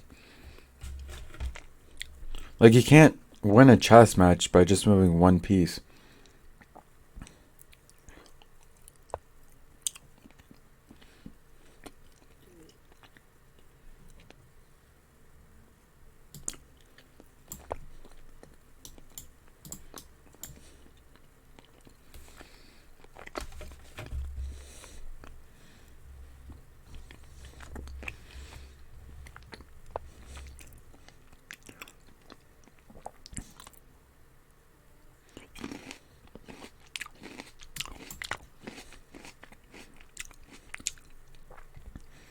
Can't take it because of my knight. That was the thought process of that move.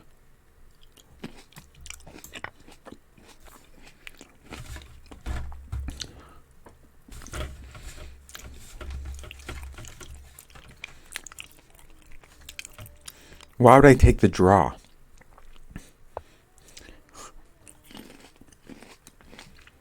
There's no. Like, if you want to play, if you want to like that's how you like if you want to insult somebody, there's no takebacks in real chess, buddy.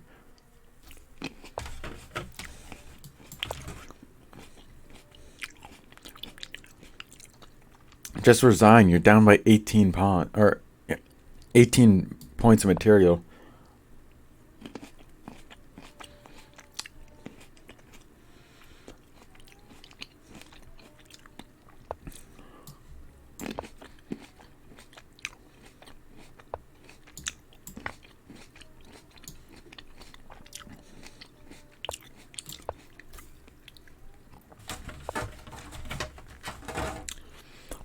Well, there goes my snack. Just gonna put this aside.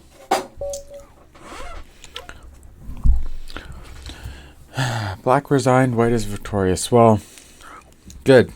I'm glad I didn't have to waste another 3 to 4 minutes of my life just waiting for him to resign.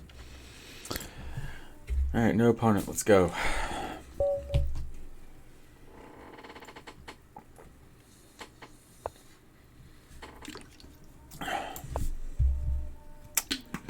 I actually might play some, actually, after this match, I might, go on chess.com and play some of the computers.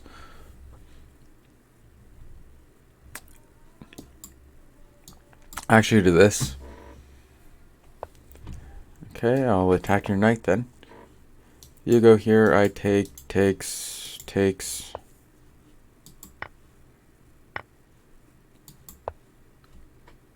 I'm not worried about him taking this pawn at all, because then I can just go here. And then he has to retreat the knight, basically.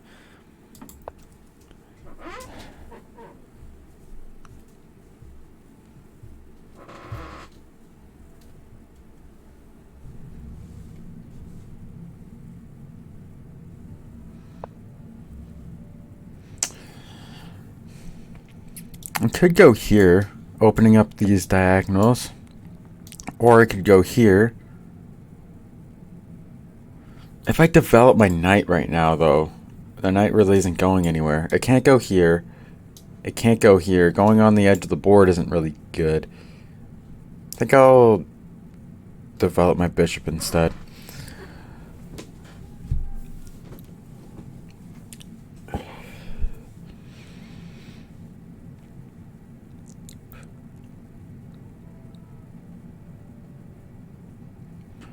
Let's see what this guy does. If I were him, I would do. Yeah, exactly. Literally on cue.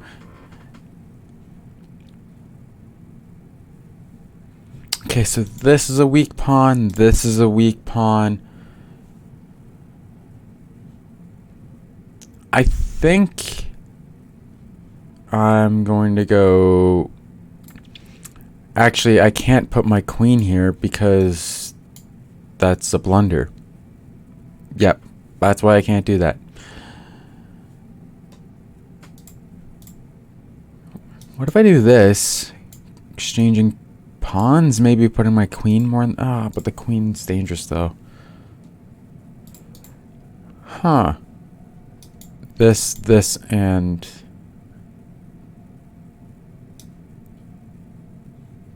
And this, maybe? I mean, there is 3 pieces I can use to capture the pawn when he exchanges pawns. So I do have options.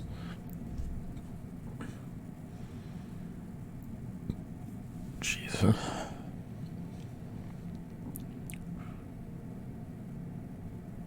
I don't see a reason why he wouldn't capture, yeah.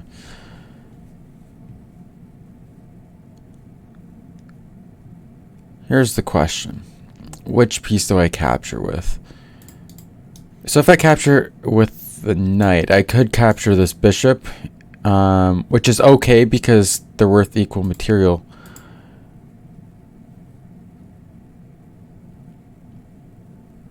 I kind of want to capture with the knight, but I also kind of want to capture the bishop. If I capture with the knight, then this diagonal is closed. I think I'll capture the bishop, actually.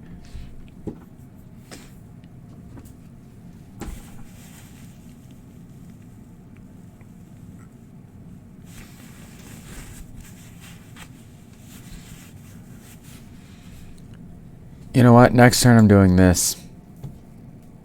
If the bishop and the knight are still there.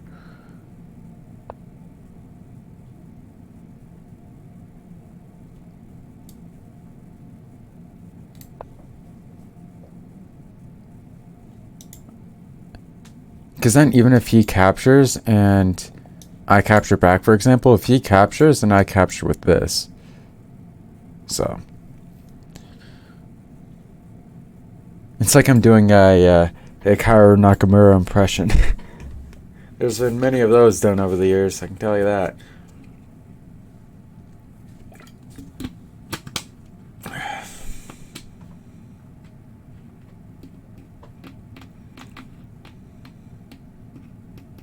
There was a tweet that Hikaru put out of him checkmating one of his opponents. He's like, check, check, check, checkmate, or whatever.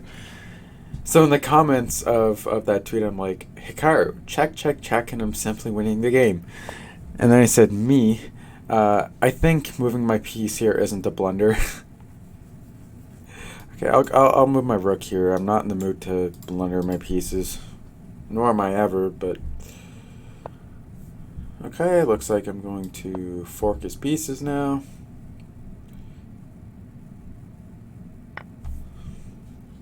I will do this.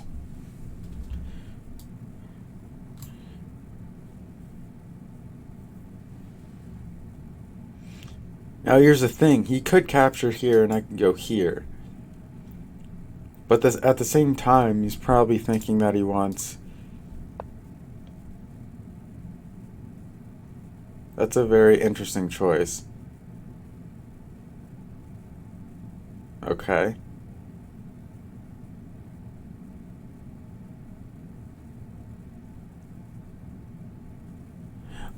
This move just only targets this, doesn't it?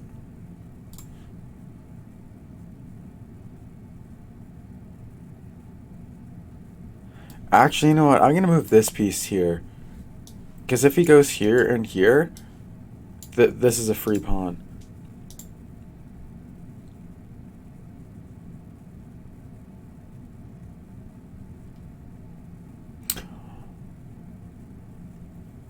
What should I do if he goes here? Because I can't... Oh, actually, never mind. It's easy. I just capture with the queen. So I think he's targeting this. So I think I need to block that diagonal.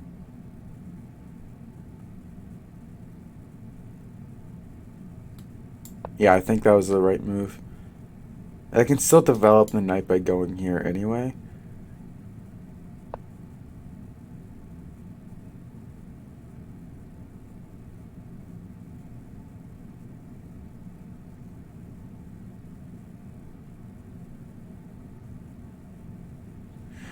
What if I go here?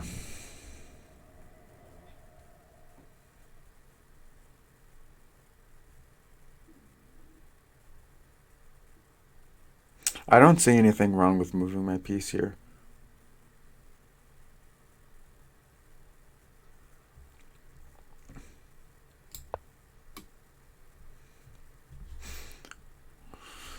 I do need to kick the knight out immediately, though.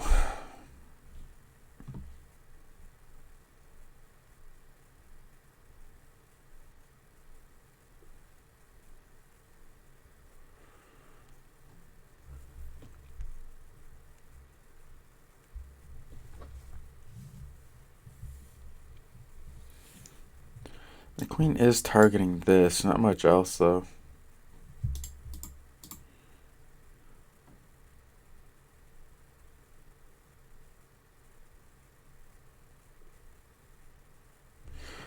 Now let's see what he's gonna do here.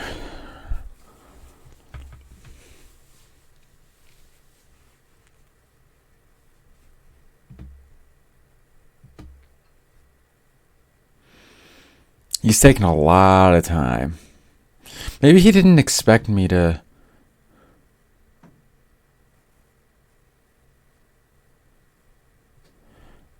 Ooh, is this... no, but I need to kick the... Maybe I kick the knight out and then capture the pawn. Yeah, I think I'll feel a lot safer once I kick out the knight. And I also need to develop this knight somehow, too.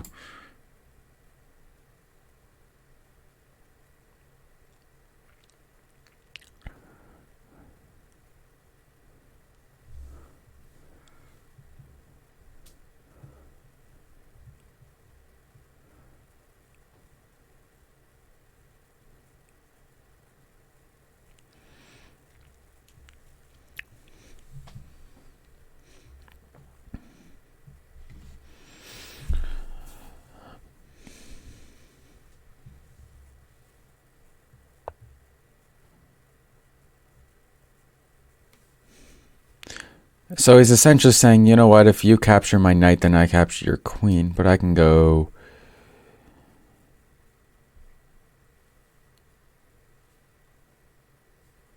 I can go here.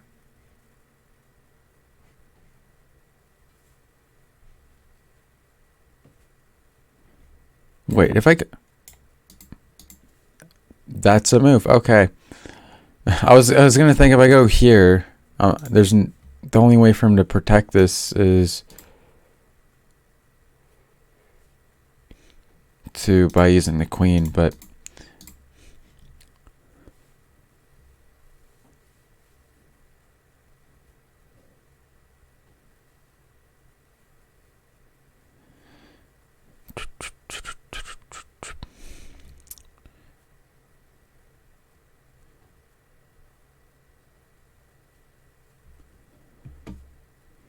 alright, I might go here, here, here, try to exchange more pieces off the board.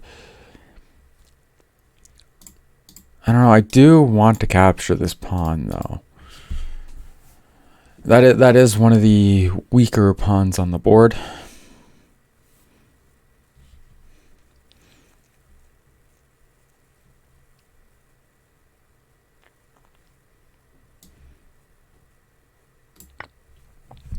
Just capture. Yeah, so now he has doubled pawns on the C file, and there's two separate islands on the queen side of the board. So, well, I only have 2 pawn islands, and he has 3.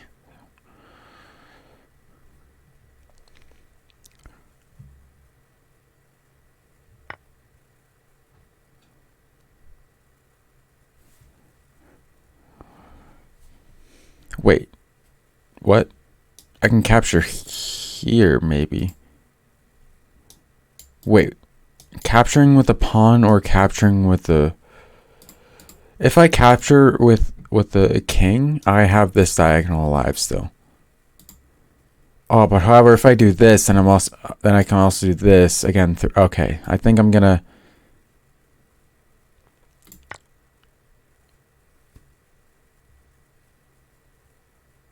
Yeah, because now I still have my king. Well, I still did anyway, but I have my king holding this pawn. And I can just capture, right? Or am I crazy? No, I actually can't capture because of this.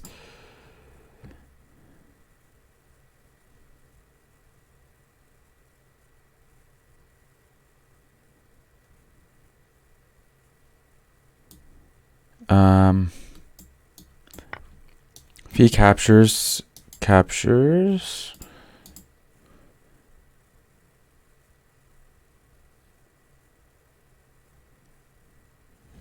Okay, but if he doesn't move like this, I'm going here with my queen, 100%. Just so I have another piece that does protecting this. Okay, he's choosing to go for it. I think I will wait. If I capture here, is there a?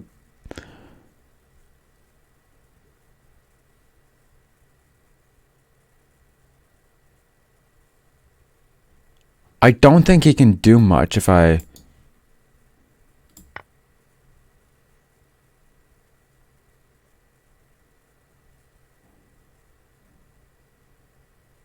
Yeah. And also if I captured and he captured like that, like my king would have been completely exposed. So I think threatening captures his rook was a good option. And honestly, even if he moves his rook here, I can just capture.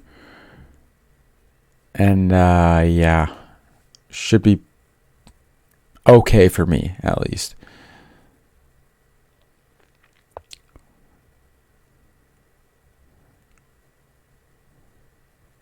Does he not see that I can just capture?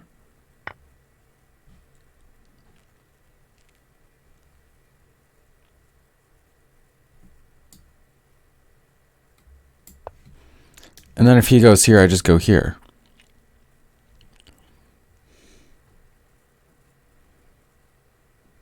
No, no, no. If he goes here, I capture his queen.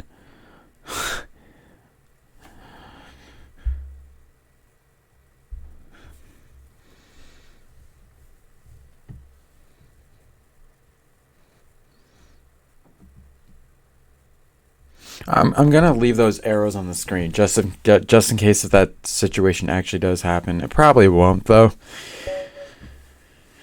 Yeah, he resigned. Okay. I think then what I'm gonna do now is there's actually a video that I want to react to as well. I think I will do that now. So I just had to switch scenes for a second here.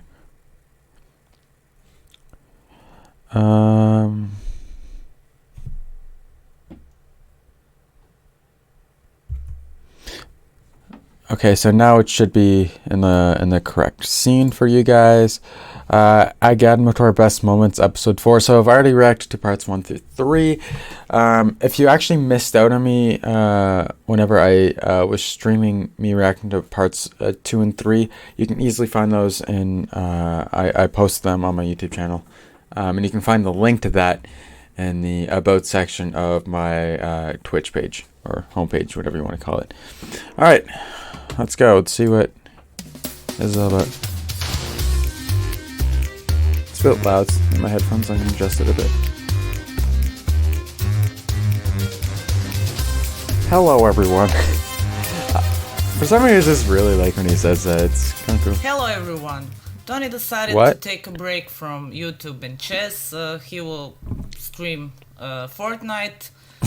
And until he decides what to do in the future, Fortnite or chess, I'll be taking over. But luckily it's not the mailman, it's Yelena. And I didn't do any videos yesterday. I was really busy. Wait, we were Elon Musk played a chess game? picking grapes, because all that wine is not going to make itself. Pretty cool, Something yes. very peculiar happened today. My girlfriend and I were Gary watching a movie, Kasparov. and all of a Nice. sudden a doorbell rang. So when I came to see who it was, there was actually no one there. All I could find was this skull thing here. It was on the door. There was no message or anything, so that's really weird. What do you think the idea here is? Oh my gosh. Sorry, I'm a bit out of breath. I was doing some light exercises, and I thought it'd be a good idea to do a video right after that, but apparently it's not. So let me just take 10 seconds. I don't have my water ready. The glass is empty. I forgot to refill it. That's silly me. Yeah, really weird stuff. Magnus with the white pieces opens with e4. Or does he? No, he doesn't. I'm pretty sure it's a d4. Yeah, he started with d4. And bishop to h6, preventing black from castling. Knight captures on e5, knight captures on e5, knight captures Wait, on did it e5. captures? Oh, it did. Bishop to h6, preventing black from castling. Knight captures on e5, knight captures on e5, knight captures on e5. Knight to c3, captures on e5. a wild flash. In the end, just losing on time. I think that's. No, Yeah, I think. You are married, yes?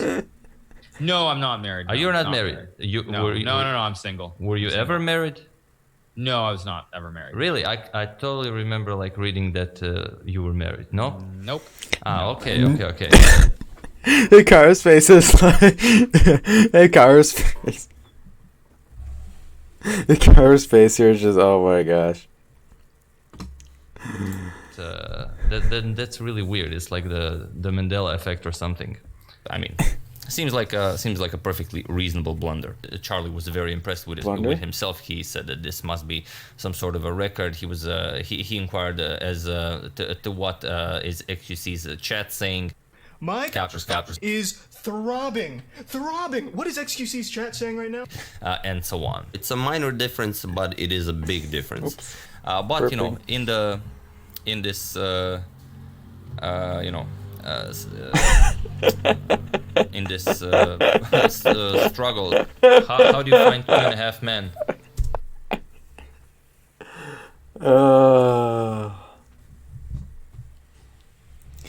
Okay, like it's okay. Like if somebody actually has like a problem like with their vocal cords and like stuttering, whatever, like you really shouldn't be laughing. But the reason why it's okay to laugh in this scenario is because he rarely stutters. You know, like you can usually always like hear what he's saying very clearly and like with no stutter. Anyway, let's keep going. Like Not really funny. Sometimes, but like nothing special. From 1 to 5. Like 2.5. Maybe 1.5. I see what you did there.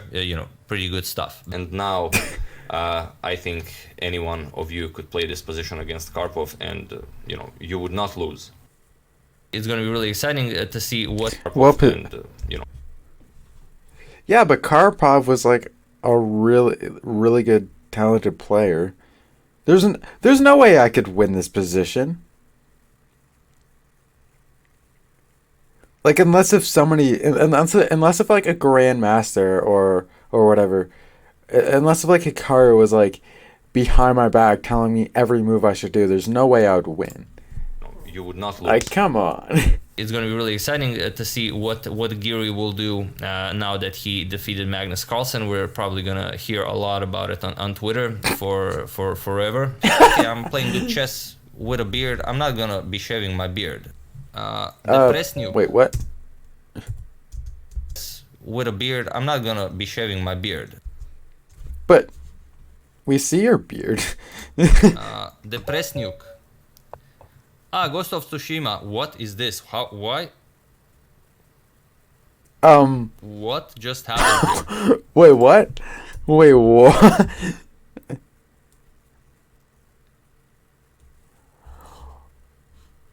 Oh, wait. White here. Black make a move. White here. Oh, so that... Okay, so that must... Wait. Presnuke. Ghost of Tsushima. What? But if it's a 1-minute bullet game, nobody made a... Is this? Why? What? I'm confused. What just happened here? Sorry, what is this? Leeches? What? Oh, he preset the position. Oh, wow, he tricked me? Oh. The general consensus was that you want at least one rook on e1. This is probably the most poisonous. That's actually hilarious. Was that you want at least one rook on e1. One rook, but in the editing he put both rooks. That's this is hilarious. probably the most poisonous rook that ever Most poisonous strolled rook? the E file. Is that a country or is Lord of the Backdoor getting backdoored here? Queen is very powerful when the Does he king is not naked. realize that Usually, he's I'm saying never some asking things to that could be pause the video interpreted a and different solve way? the position you see on the board. I'll give you a lot of seconds. I'll give you a couple of seconds. So, for those of you who were able to do it, congratulations on finding such a nice mate in 5. Glad it's not a mate in 8. We have too much rhymes as it is on this channel. And for those of you who just want to enjoy the show, mate break in up 8. this chain, get the night back into the game. What happened in this game is just it's just a shame. An extremely tough opponent. And It seems like in every one of these episodes, there's always like some sort of musical moment. at this moment, it's young Krzysztof Duda versus Alireza Firouzja. Sorry about that. Will be a part of the attack. Sort of. Wait, what? Sorry about that. Will be a part of the attack. Sorry about that. Will be a part of the attack. Okay, he probably said something before that, but I mean, Sort of a 6-fold repetition, but yeah, it was in this position. wait, 6-fold repetition? Sort of a 6-fold repetition, but It's a what? It's called a it was in this 3-fold position. repetition. Bishop to D6 by young Lukash. Bishop to B5 check, nonetheless, out of creativity, out of calculation, not out of preparation. Rook to E2 is very strong, going after the bishop, going after the G2 pawn. You have to move it. If you move it, unless you want to lose it. Botvinnik didn't go for F4. Still wants to win this game. He doesn't Move it want unless you want to It's lose not it. a threat, as queen captures and G5 will come with check, but who knows? It's a blitz game, so anything goes. You can't move the rook. Anything goes. This would be easily winning for white. Black has to react. This queen is under attack. Forced mating 13, and black isn't greedy for not. Forced mate in 13. What human would see that? Like, I don't know. Maybe Giving up the queen. maybe Magnus Carlsen would see that. The current the current highest rated my previous videos here. classical chess player in the world. And still the mate is delivered on h8, and again we have the rhyme. So yeah, it's unavoidable. I can't find my book on Capablanca. The mate is Now, my delivered on girlfriend was, h8. Moving things around, and it's just nowhere to be found. Oh, sorry about that. Captures, Oh, sorry about that. Captures, and now captures, and now captures. Only move queen captures.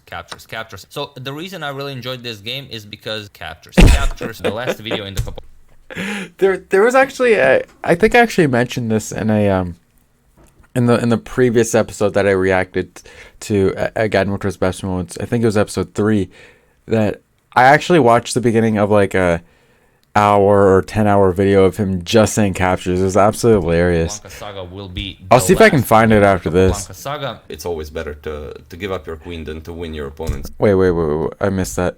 I enjoyed this game is because captures. The last video in the Capablanca Saga will be the last video in the Capablanca Saga. It's always better to Okay. give up your queen than to win your opponent's queen. Rook to A1, and making room for the white king on B1, but still rook to C2 checkmate, king to B1, and now knight to F1. Wait, We have what? king to G. C2 checkmate. He accidentally called this checkmate. That's hilarious. King to B1 and now knight to F1. We have king to G8, getting the king out of the way, but for now, Stockfish rook is non-existent. There is no rook. Oh, the rook doesn't exist. And I always remember what Hilarious. Kramnik said after he lost the Kramnik. And it does make sense, but also doesn't. I could maybe record videos in a bathrobe. That might not be. I actually have a That's a pretty good nice idea. bathrobe. Like, it'd be so much more comfortable. And but yeah, we'd have to really be careful not to get any nasty discoveries. I cannot find any evidence of this footage other than people in forum asking what happened to the footage, which is very strange because popular videos don't just disappear from YouTube.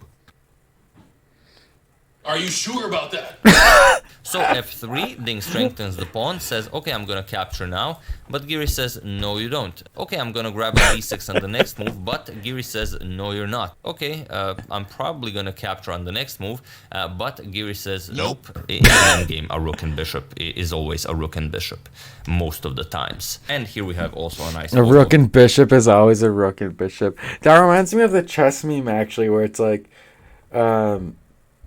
where you see a picture of the queen in chess, and then you have a picture right next to it with a rook and bishop or whatever, saying like, "Am I a joke to you?" Because obviously, for those who don't get it, the if you combine a rook and a bishop, you essentially get a queen. You know, if you combine the powers of those two pieces. He's sorry about that. It's not an easy move to find. It's That's hard not to say edited. if it's even the greatest. What? It's not an easy That move to isn't find. edited? It's hard to say if That is actually such a creepy face. That is oh my gosh. move. I mean, he does look kind of weird. I don't know what's so wrong with him, but Oh, this episode we get 2 musical moments. Awesome. Not being sarcastic, I am enjoying this video.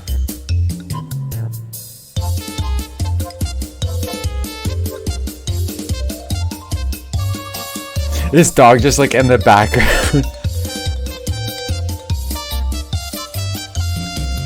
It's hilarious, man. It's absolutely hilarious. like the honey badger, he simply doesn't care. Look at all the dark squares. And I don't think NASA ground control wants to allow this, as Greg is an astronaut, so I don't think he will have a problem exploiting the space left behind. In this position, the better player is better. So, depending.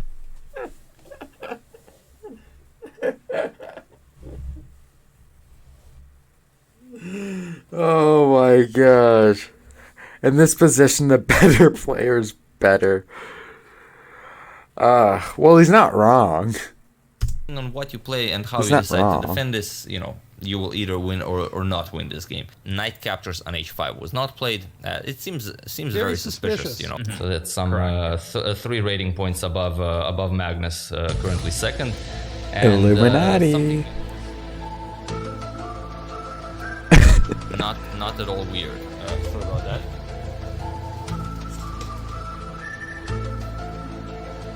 Wait. Is the Guide Motor a part of the Illuminati? Oh my gosh, we just discovered something. Oh my gosh. Let's go, chat. Yeah, I don't know why. Sometimes Obviously I'm just, joking. Obviously I'm starts joking. by itself. And everything gets traded off. Captures, and you are playing the same game up and down with Carlsen. So definitely strong player, Magnus Carlsen.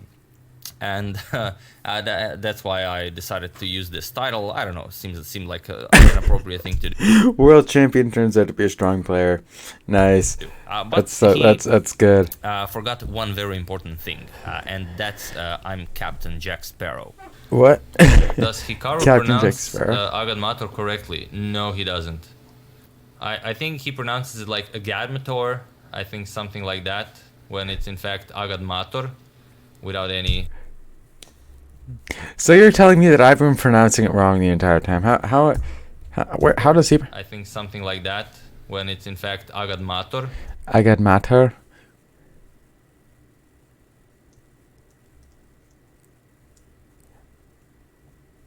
Okay. Without any weird stuff going on. It's just me and you. It's me and you. Yeah. Oh, that's it's it. 1-1.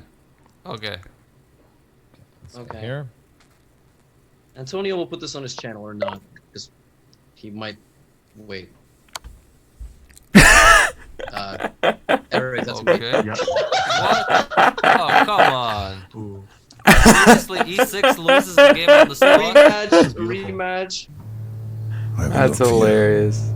I will find you. I'm either gonna capture and capture, or if you capture, then I'm gonna capture, and after captures. I just wanted to mention that. Oh, that's it's very hilarious. funny that you laughed at me in the comments for someone trolling me with a funny name in the contribution, but you know, you also have to consider it's an 11-minute video of me making an idiot of myself. You can see 2 of my previous videos here. Thank you all for watching. You can show this beautiful game to your friends in a bar or library or something. Thank you all for watching, and see you tomorrow. Nice. Oh man, I can't wait for episode 5, dude. It's gonna be pretty good. Yeah, this is a really good video. Like, really good. Yeah. I got him first to get him to a backlash this century. Oh my god. I mean, guys, I'm telling you, like, like this guy does. He does a like breakdowns of chess games and stuff. So if you are into that stuff, you know, I would consider subscribing to him if you are into that sort of stuff. All right, so back For to this website. Yeah. All right. New opponent, please.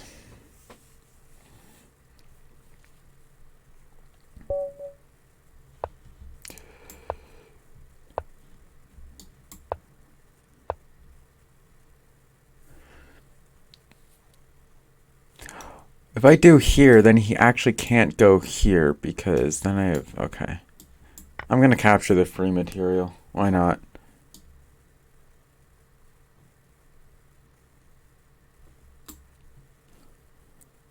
So if I go here, he's going to capture, and then I can move my queen, and then... I don't really know what the story is here, but okay.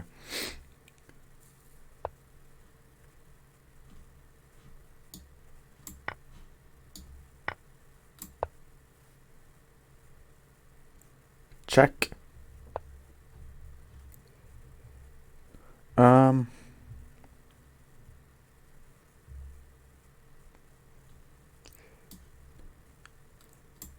And then if he captures, I just capture with my pawn, and then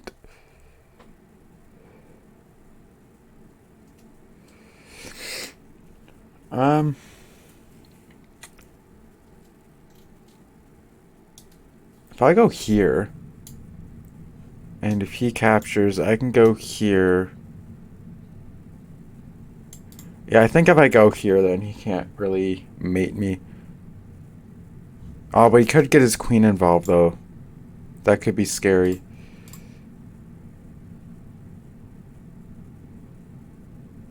Oh, wait, no, it's on... His knight is on the wrong square, never mind.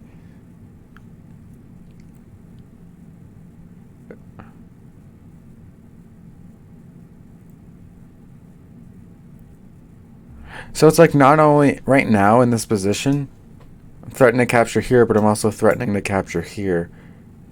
I would almost rather develop my pieces, though. Unless if he's going to give me a free knight, then I would rather take the free knight.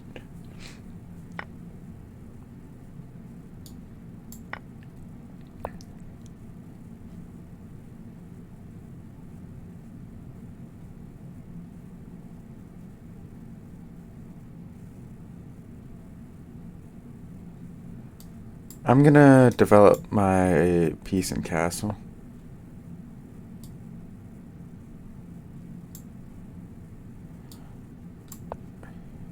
I'm ahead by 4 pawns, that's why I did that.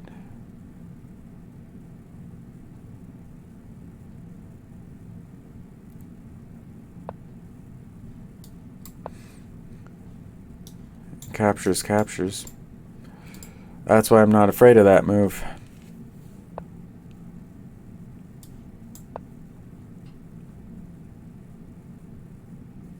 And what sucks for him, though, is that if he moves his knight, then I just capture his rook.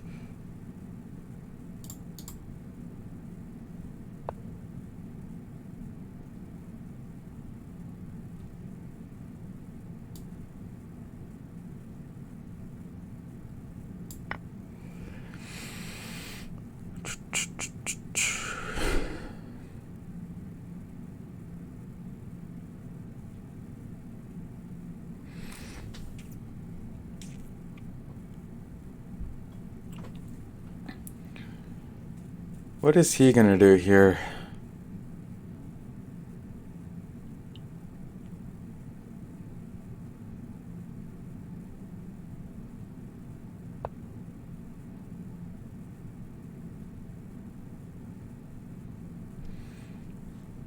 I'll do this. Because now if he moves this knight, oh, and then I can go. Oh, I should have. Oh, I should have done this last move, forking his two pieces.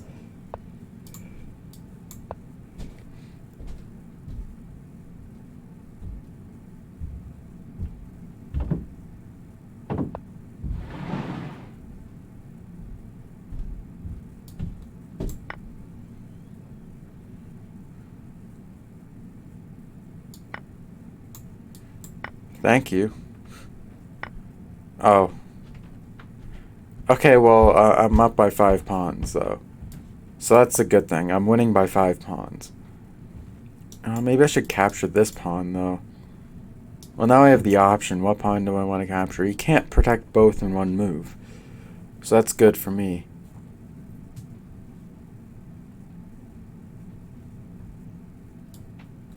And if he goes here, threatening the back rank, checkmate.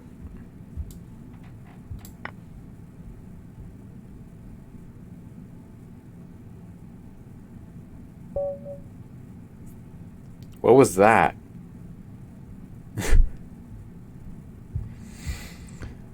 That was really weird. Okay.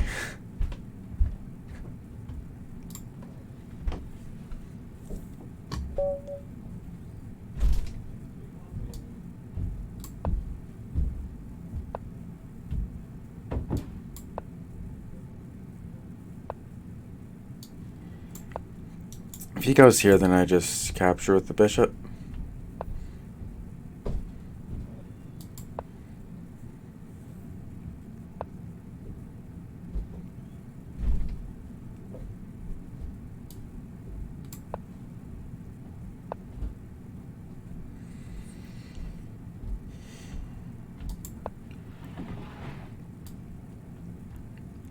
I want to get my queen involved.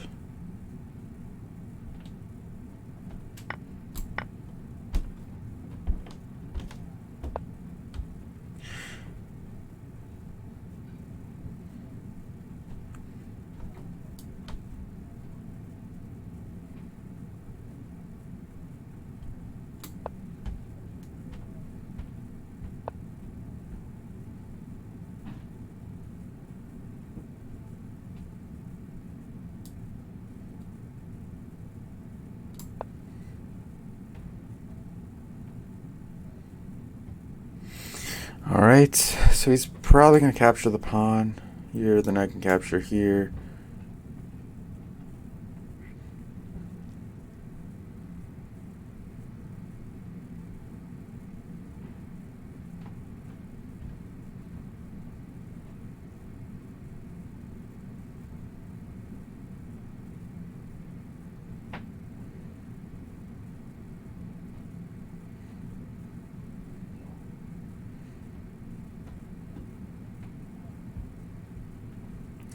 It's taking so long, man.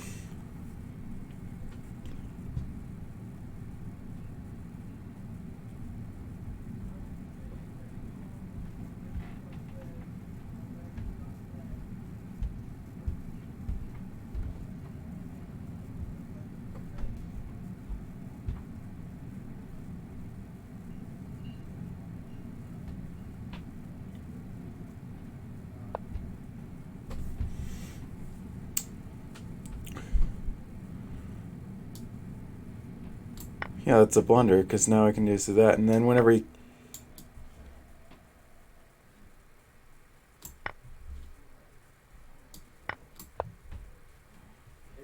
Block and then castle.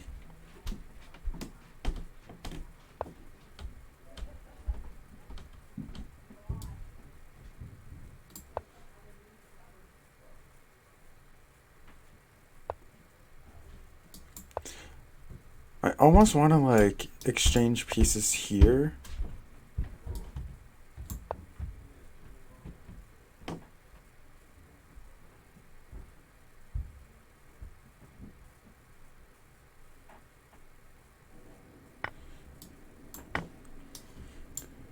fork.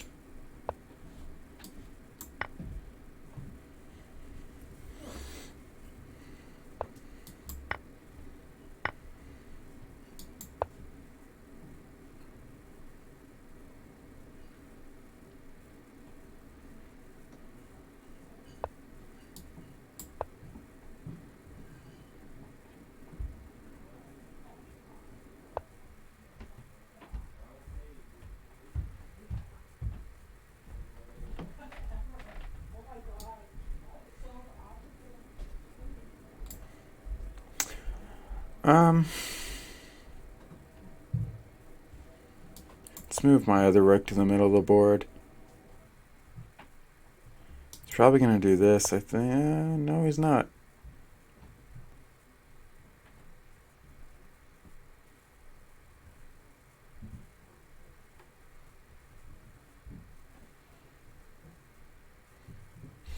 Okay, so I can't protect both pawns. I'll go here and then here, maybe.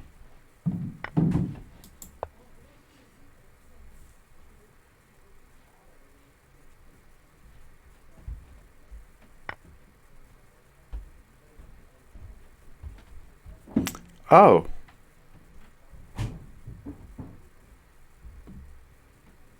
Okay.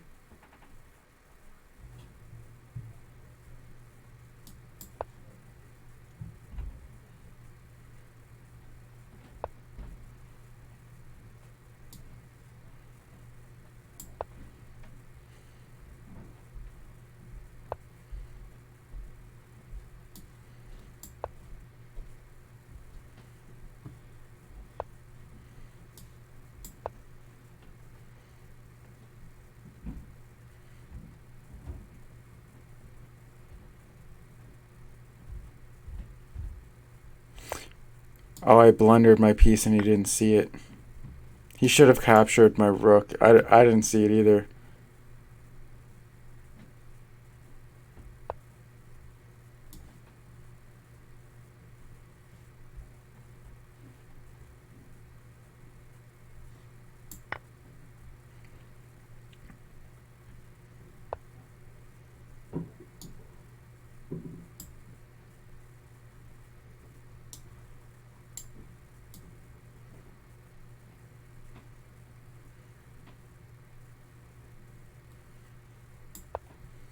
Ooh, if I go here, no, because I still have these squares here.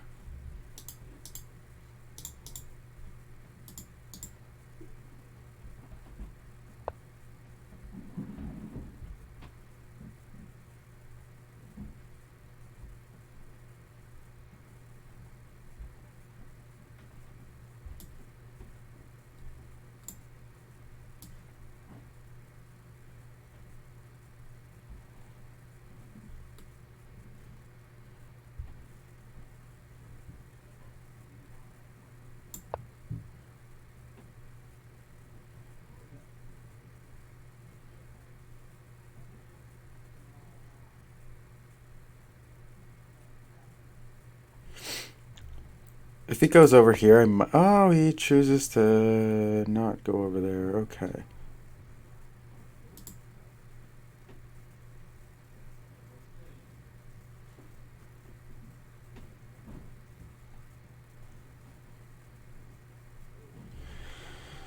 Okay, just go back here with my knight. I mean,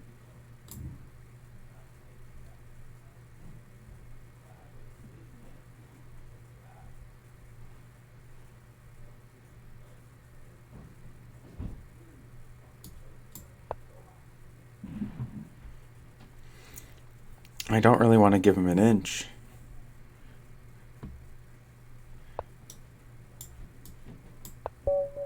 Oh, that's mate? What?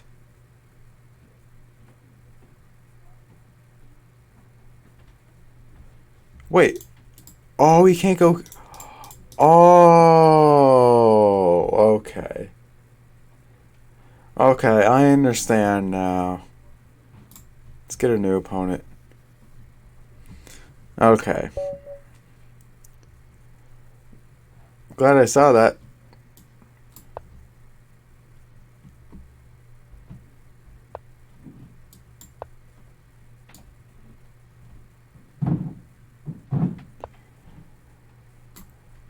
Alright, so let's see what this guy's gonna do here. Develop my bishop. Push up my d-pawn.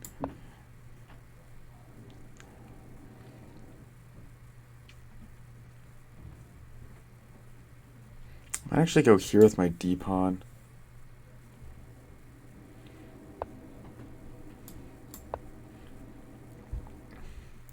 Might capture with the queen, actually.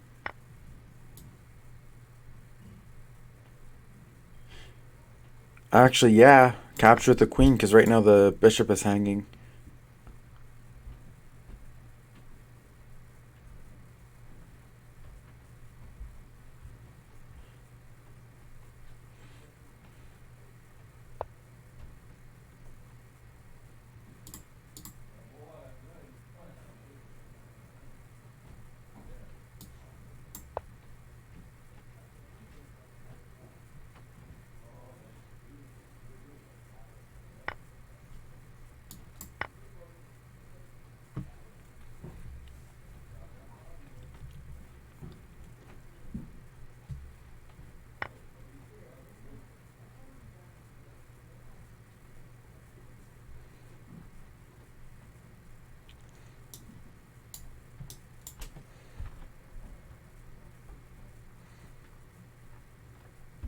I feel like there's something really good for me here.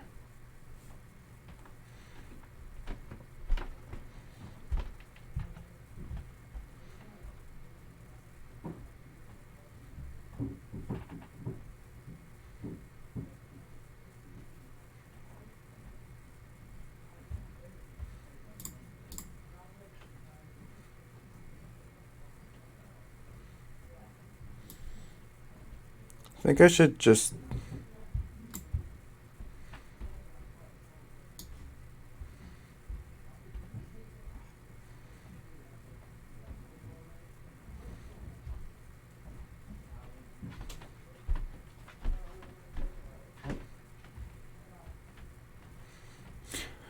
Well, I have to do a move where I'm protecting my bishop. I have to.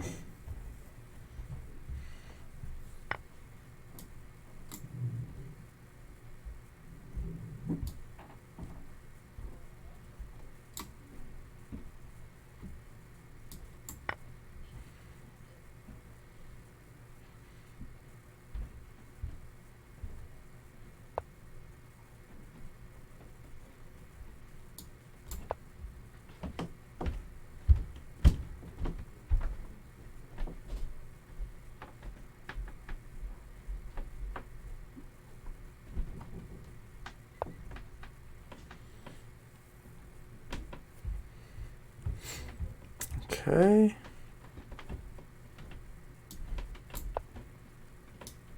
Go here next. Actually, here and here would be optimal.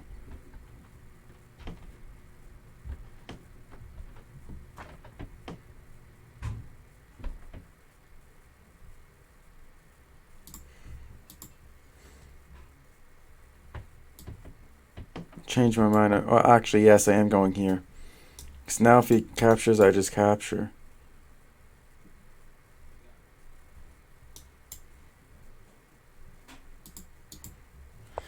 Yep.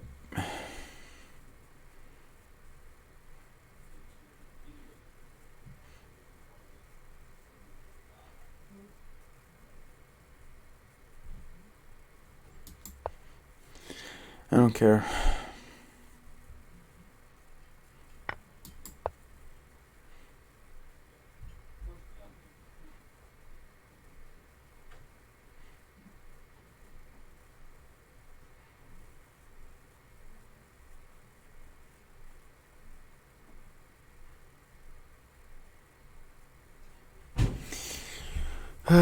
This guy's moving and he's still going so slow.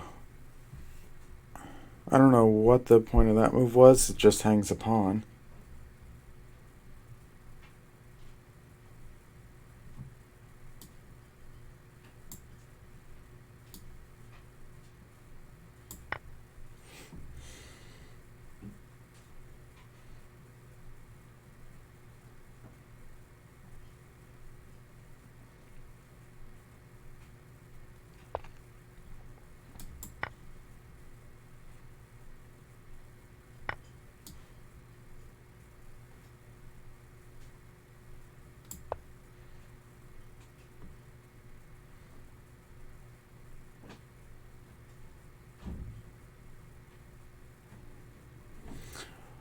I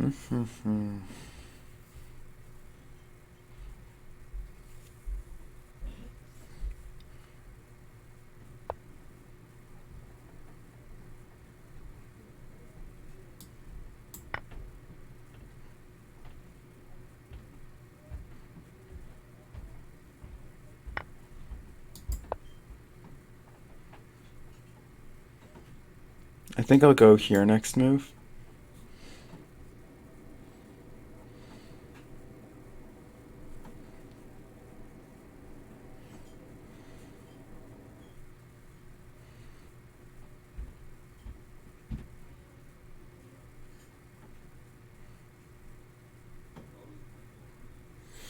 Don't know why this guy's taking so long.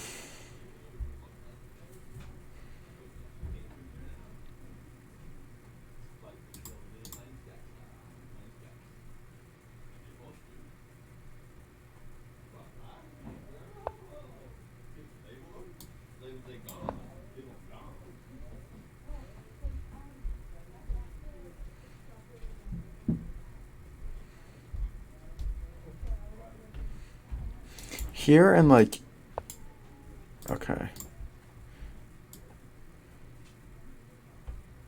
Here and here is where I want to go.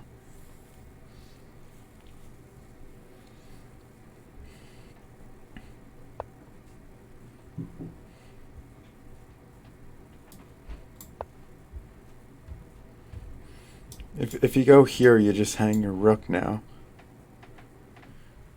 And all in all, like, this isn't a threat because I can just do this. That 100%. I'm an idiot. I'm such an idiot.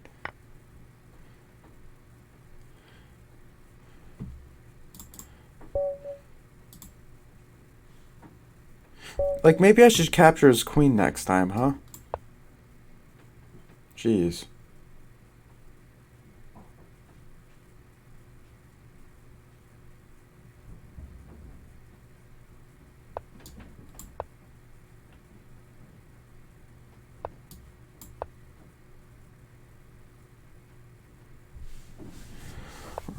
We're on move 3.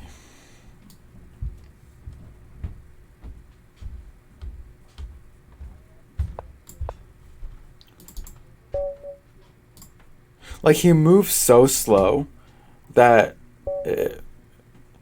like, come on, it's bullshit. Just move quicker. Like, I'm not here to fucking play Magnus Carlsen in a classical chess match. Like, move. This is move, what, 3? It's move 3 and you're taking that long. How embarrassing. You should be embarrassed you just took that long to make your third move of the game. Like, straight up embarrassed.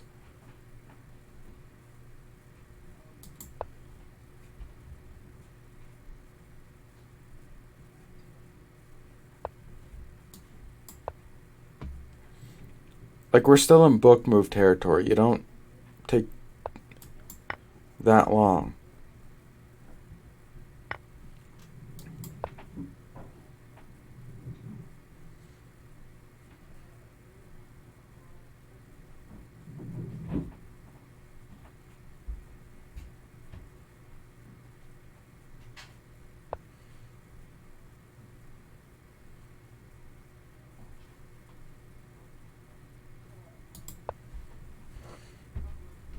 Now he's going to go here, obviously.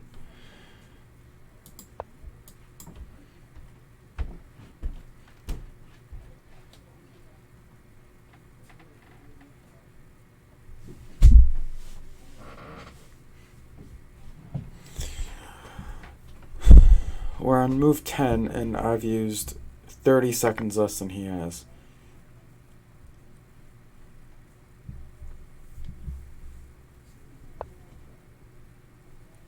Oh wow, I'm so scared. Oh my gosh, that's such a scary little move.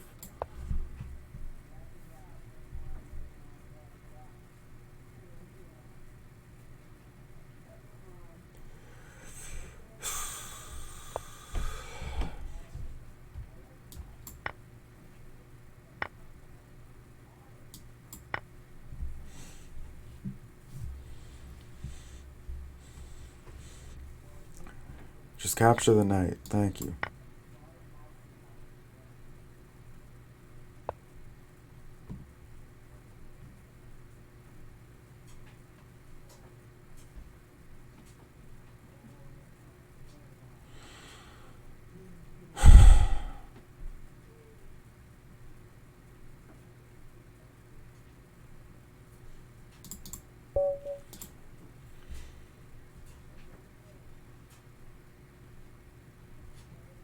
No, I don't want a rematch. I want a new opponent. I pressed new opponent. Jeez.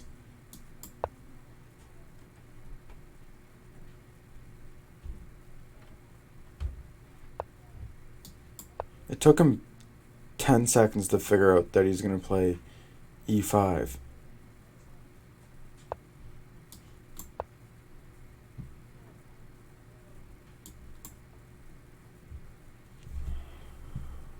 Just play a move. You don't need to spend 10 seconds on a book move. Unless if you're transitioning from early game to the middle game. It's move 3. Hurry up.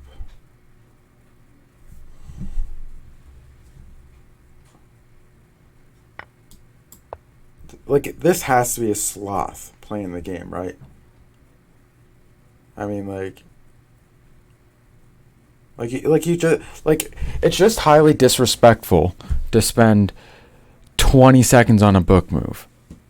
Like, get over yourself. You're not that important.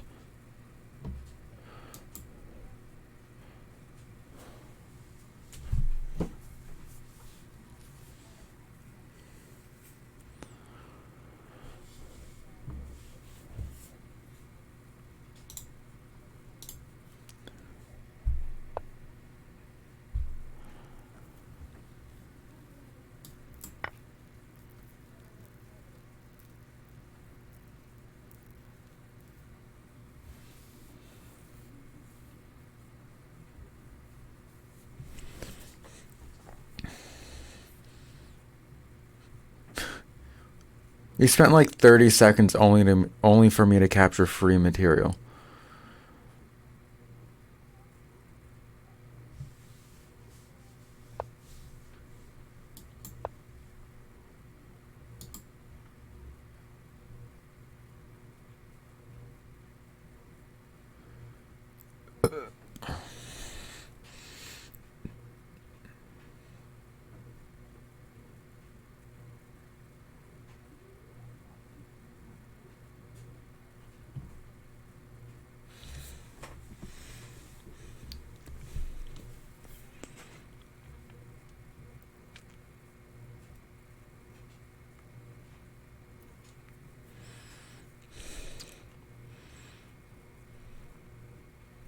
By the time that I finish this match, it's going to be tomorrow morning.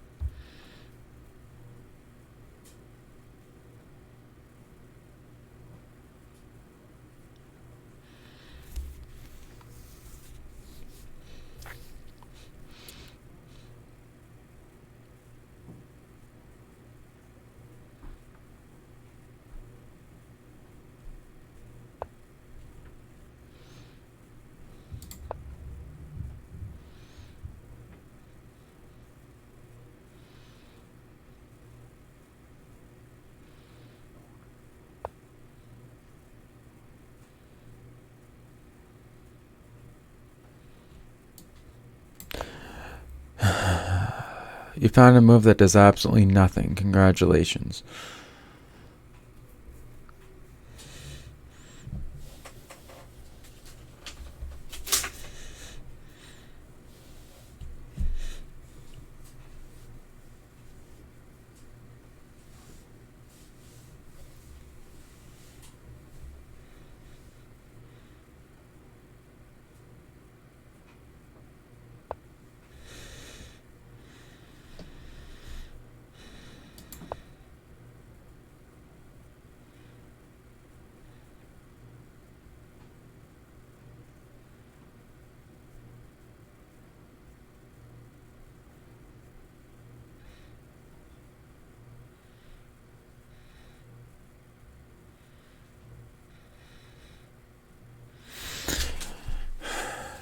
Just like, I haven't used a minute of my time, and I'm a pawn ahead. Yet I'm a pawn ahead, and I'm winning the match so far.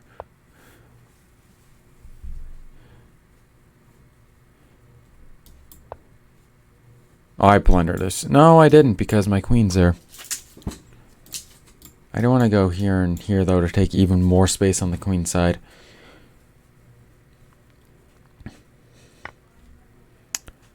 That was a move, I guess.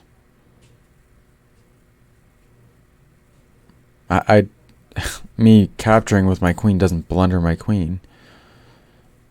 Yeah, so now if I just block off all the... Like, this bishop isn't aiming at anything right now. It's dead, like, right now, so... That doesn't necessarily mean I'm going to win, but...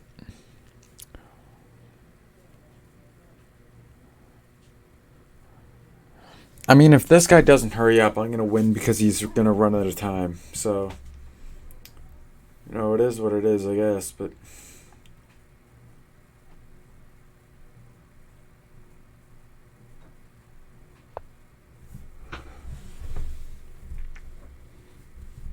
So he wants to capture here, which doesn't work because I have my...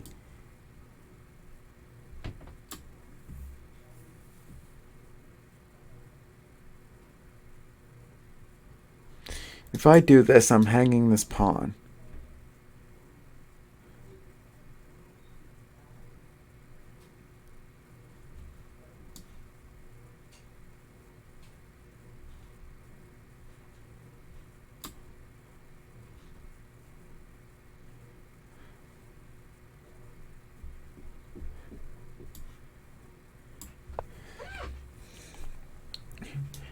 Maybe exchange pieces.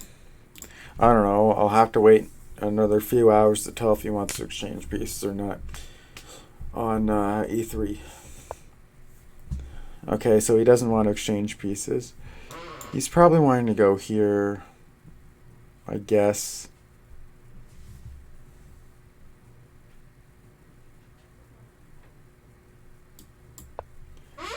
So let's just stop him from doing that altogether.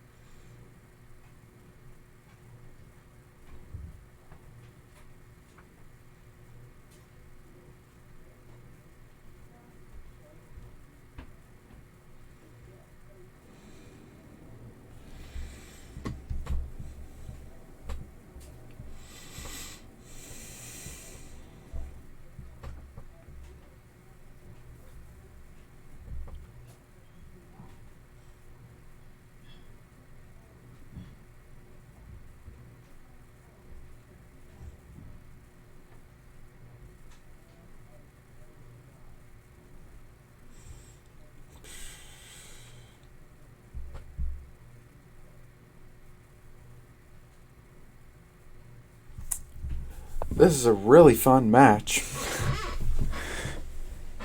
Okay, that was a terrible move because now his dark squared bishop really isn't aiming at anything.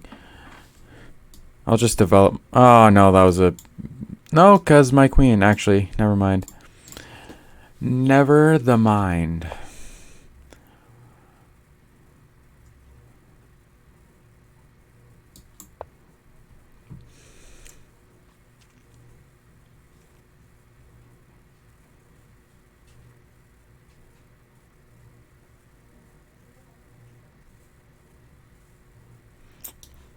Here... Oh, wait.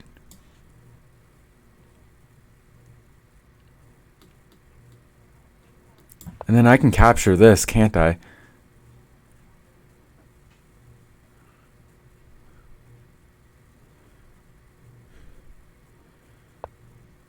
No, I can't. What I can do this? No, I can't because of the knight. I'm going to do this.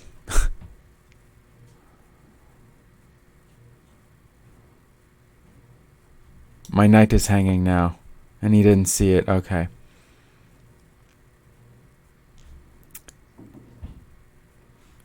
And he forked my rook, so I'm just gonna I'm just gonna quietly resign this. So the person who actually tries loses. The person who actually decides to be respectful and actually move his pieces, that person loses, obviously. And the person who decides to be a little sloth and decides to just be incredibly disrespectful, no, that person loses. Like,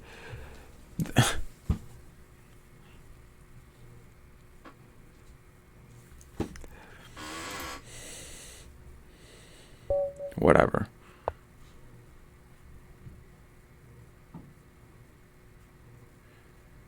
You know what? No. If you're gonna blitz out the first move, I'm not. You don't get the privilege of playing against me.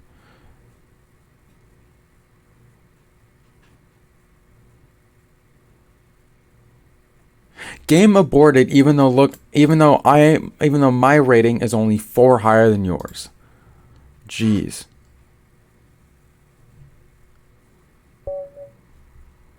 Okay. Why 3 times in a row am I not playing with the white pieces? 4 times in a row not playing with the white pieces. How far are you willing to go?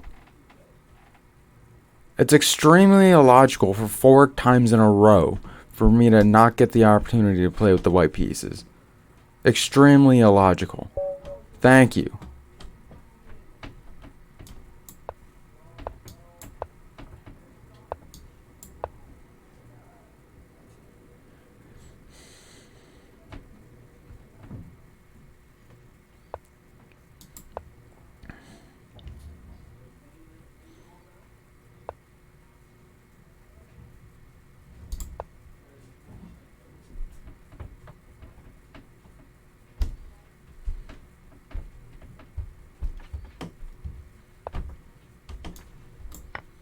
Thank you, I appreciate it.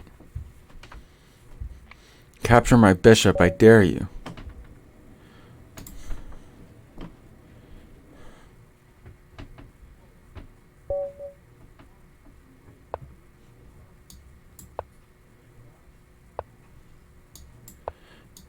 I'm fully expecting to lose this. His rating is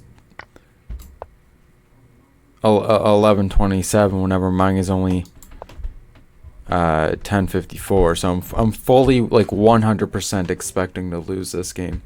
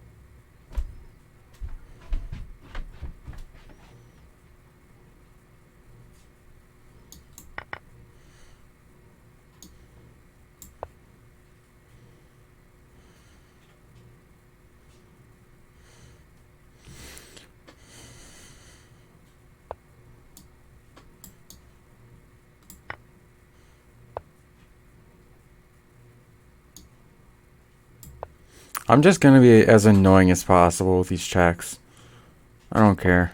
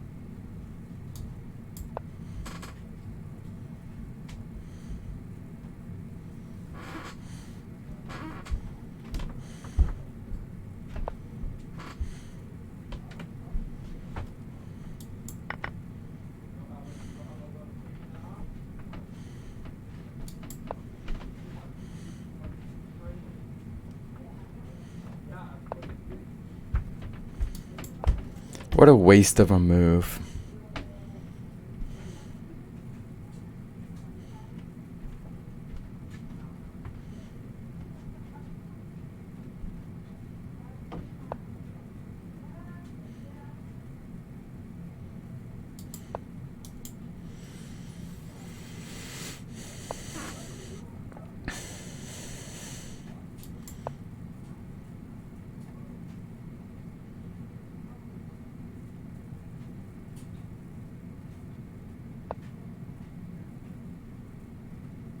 That doesn't really threaten anything.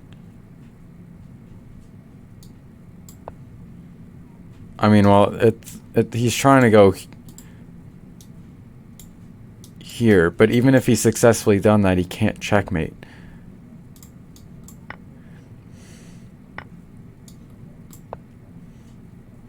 Let's just get rid of your rook, because your rook sucks.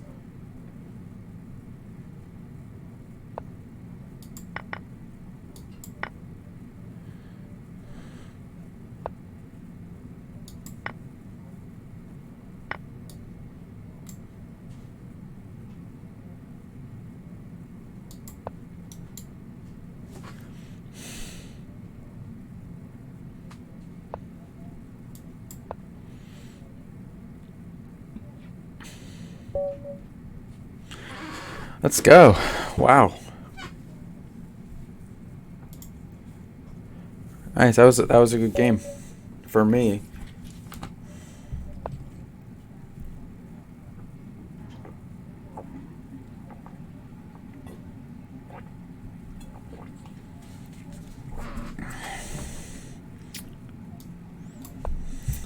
I intentionally took that long to play the first move because I want it to be really annoying.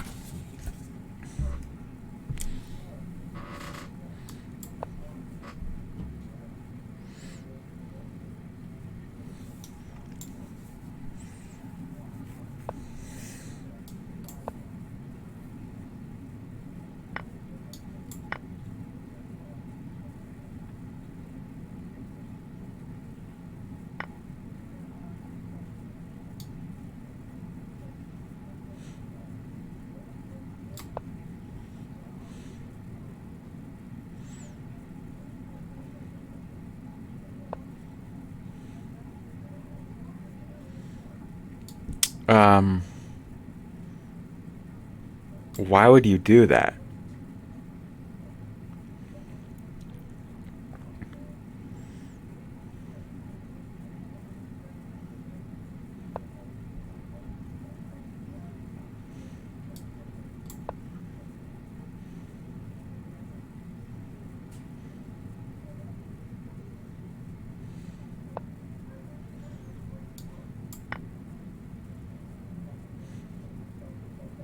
What are you doing? Like, what is this guy doing? It almost reminds me of the video that Hikaru did, or his editor took of a stream, titled my opponent keeps hanging material for no reason.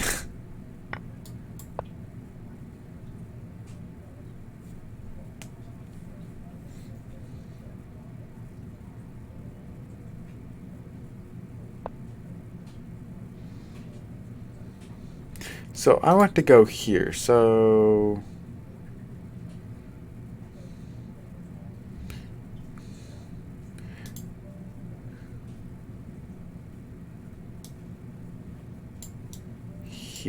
here, okay. Let's go here, and then here, and then here, and then his rook is trapped.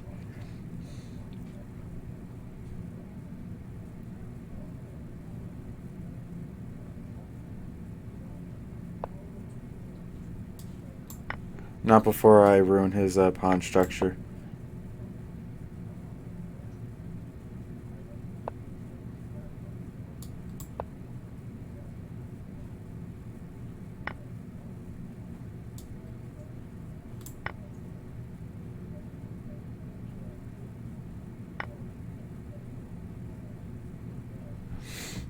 Okay.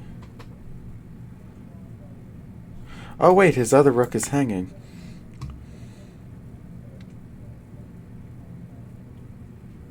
So this would be a perfect time to just resign the game. Because I'm up by 9. I'm winning by a full queen.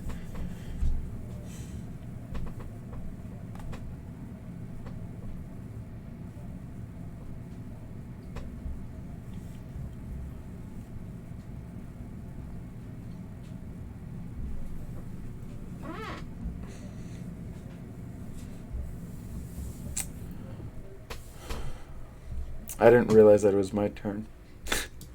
I'll just castle. Try to rub it in his face a little bit that my king is safer.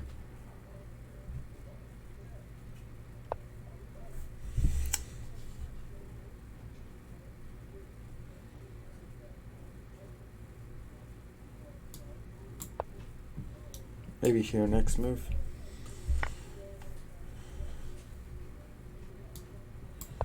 I don't really care if he captures a stupid pawn.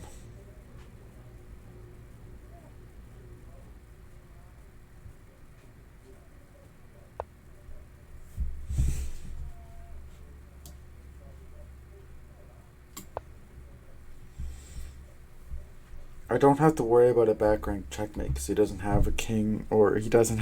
He does have a king. But he doesn't have a.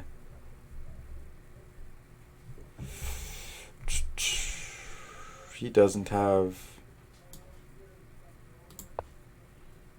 a rook or a queen. That's what I was trying to say.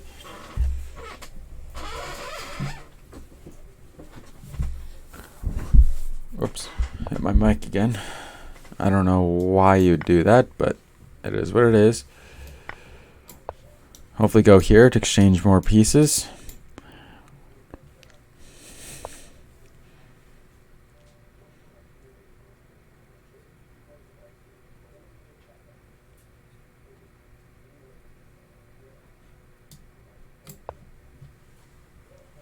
Yep, that's what I'm going to do to that. Good luck responding to that. Here and here. As long as my stuff is on the dark squares, he can't really capture anything with his bishop. So, well, if you're not going to exchange pieces, then I'm just going to capture your pawns. So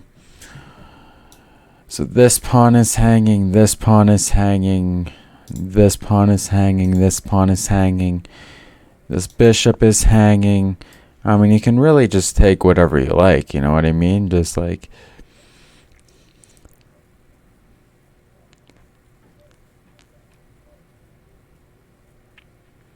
You can honestly just take really whatever you like.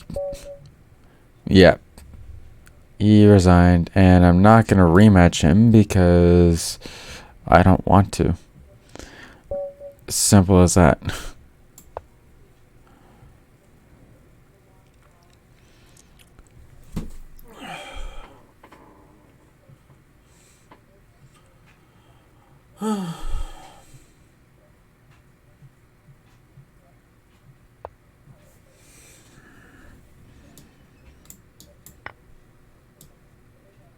He's going to capture with his queen, obviously. Yep. I just can't let the fact that he has his queen out, like, make him win. I feel like I usually blunder a lot of pieces whenever my opponent's queen is out early, which isn't good, but it is what it is, I suppose.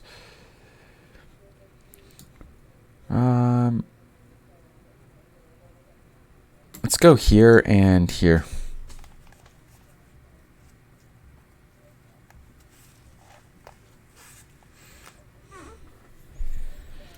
Unless if he goes here or here, in which case I will not go knight here.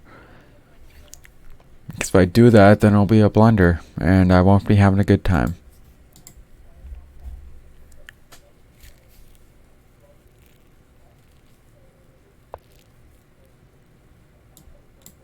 So obviously he's going to go here and here, so I have to push my pawn up.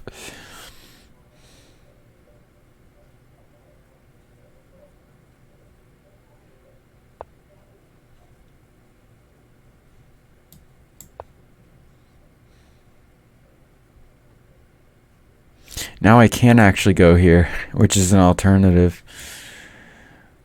Because my queen is also protecting that spot, or on the lookout on that spot. Let's see what he decides to do. Okay, I can't actually do that anymore, which is unfortunate. Whatever.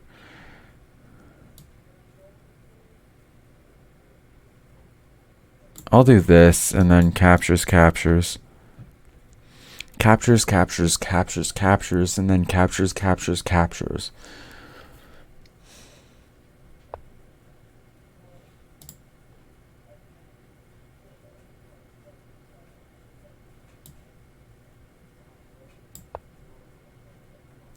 What you gonna do?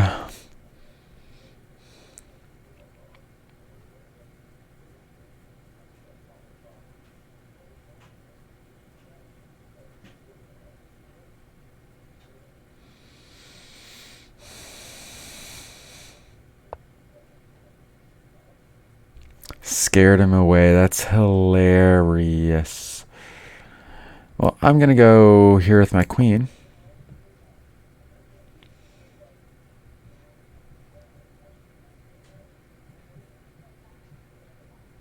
Oh wait, I'm actually. Oh wow! I just realized I'm threatening this to make his king in trouble, or I can do this to fork his king and his rook. So like if you have one weakness, then you're okay, but if you have two weaknesses, then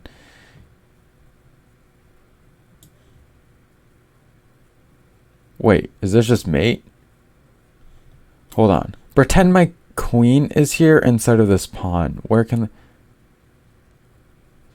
No, in real chess you don't get a take back. You're not going to get a take back. Yep. Yep. In real chess there are no takebacks. So... Well, the reason why they included takebacks is probably because of mouse slip reasons, but this guy literally took 13 seconds to play the first move. That's hilarious.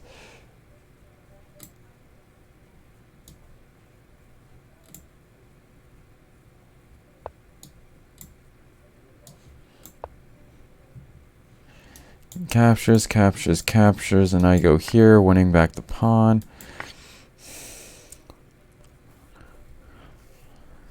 Literally exactly what I said was going to happen is going to happen.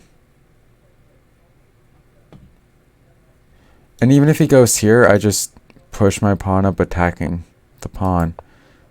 Like, you can't, like, how many players don't understand you can't protect your knight in that situation? Like, it's impossible. I'll go here, and then we can go here, here, and here, exchanging queens.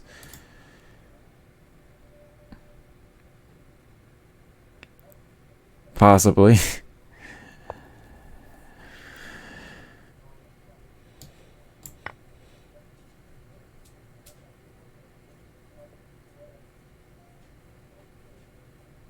Either he's going to exchange queens, or he's going to be like, oh, well, he captured one of my pawns. No, he's going to exchange. Okay. So I am winning by one pawn so far. Not too bad. So he's going to try to do a discover check on me, so I have to be careful. Why don't I just castle? That way there's no discover checks available.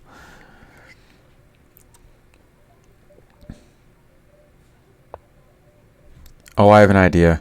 I have such an idea. Oh my gosh, this is a good idea. This if this idea works out, I will win after this exchange. So here's my plan. Here, and then let's say this stays the same and nothing really affects my plan. Then I will go captures, captures, and captures checkmate. Let's see if it works.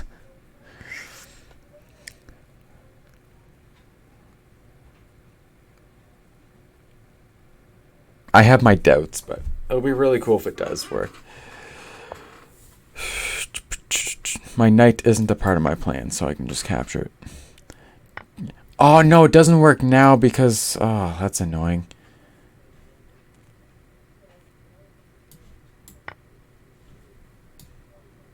I'll just have to do this. And by the way, the back rank checkmate doesn't work on me because of my rook.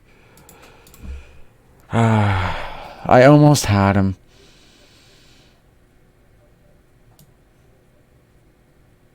Wait. If I go here, he has to capture. Pretty much, I think. Wait.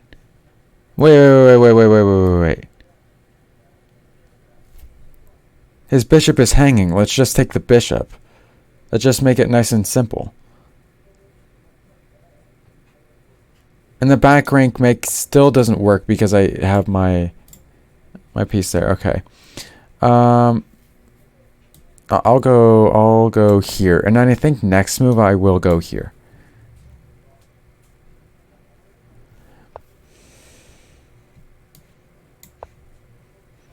Because then if he captures, I just capture back with a knight.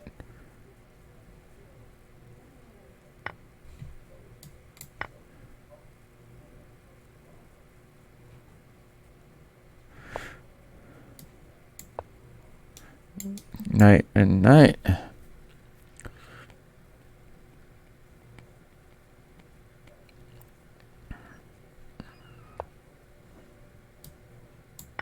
Well, now I just have a knight, or not a knight, a pawn just running up the board.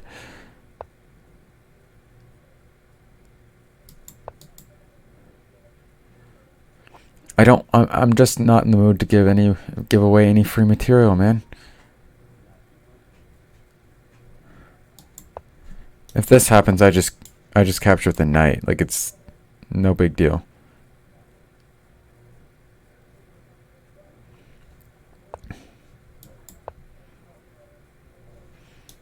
Go here and here.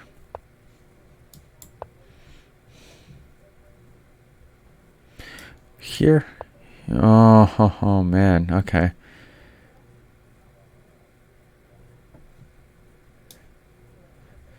Go here and I'm gonna go here and here, protecting this and attacking this.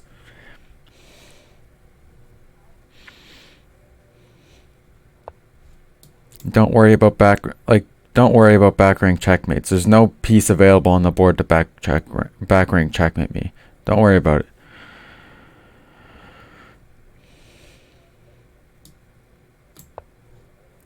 And then if he goes here,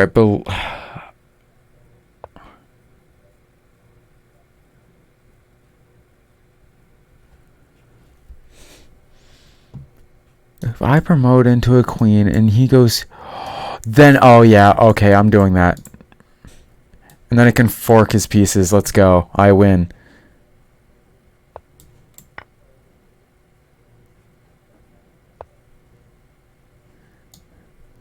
There's not really any way that I can lose at this point unless I just completely blunder, which can happen, but not likely.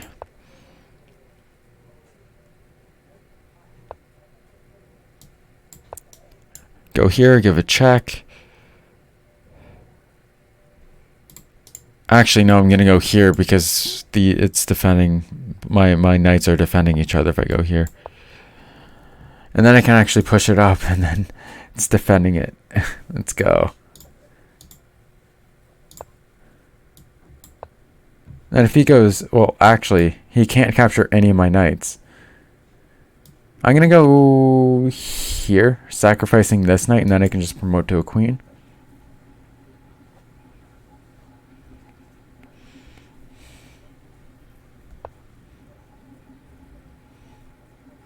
Now I'm going to go here. He still can't capture this pawn because of this, so I'm just going to pre-move to a queen.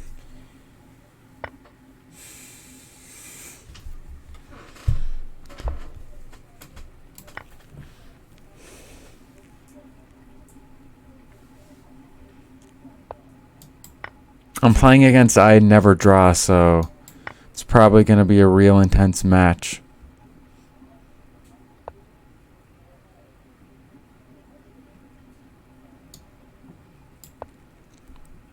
I just have to be really, really careful that I don't stalemate.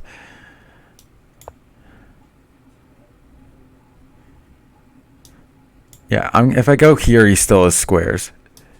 Oh, wait. So I'm going to go here, check.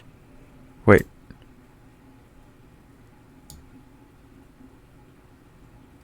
Yeah, because he still has this square here. And this one, actually. So if he goes here, I'm going here. If he goes... He decides to not go to any of those squares.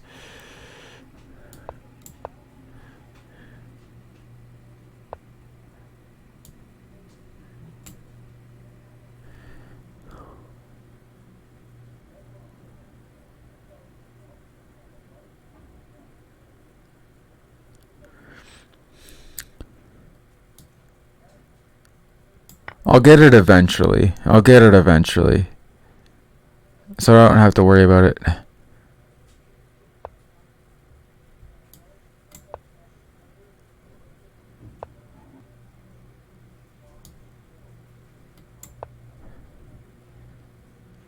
I just don't know what the heck the cleanest way is to win it. Here is his only move, and then I can go here, and then he has to go here. Here. Oh. I didn't see that he could capture that. Okay. He never draws. That's hilarious, man.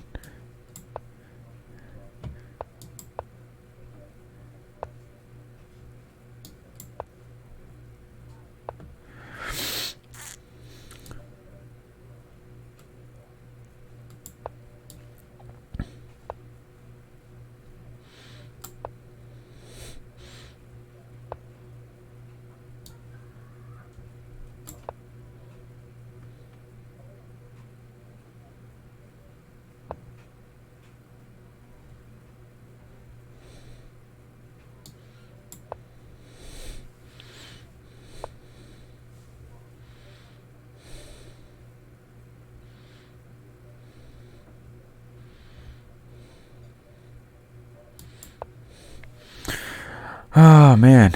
Okay. I need to try to corner the king into a corner.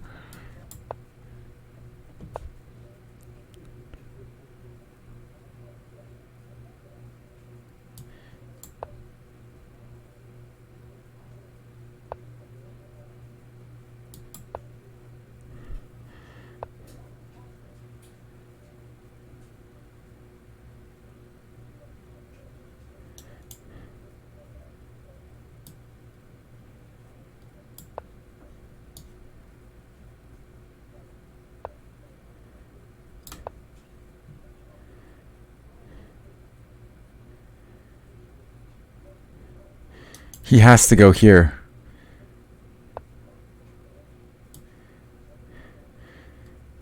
Why am I finding this more difficult than it needs to be?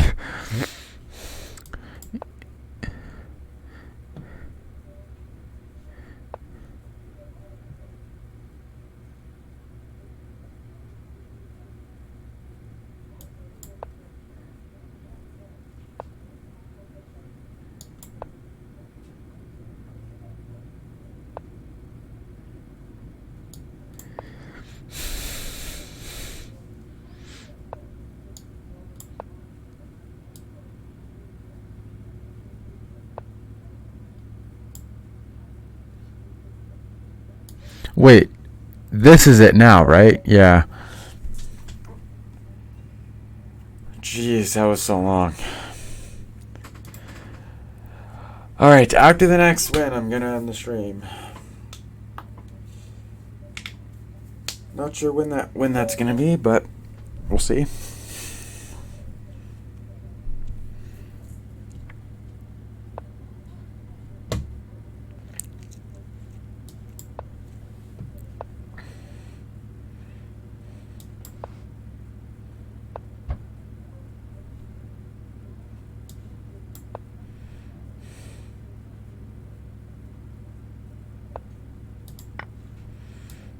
Let's develop my bishop.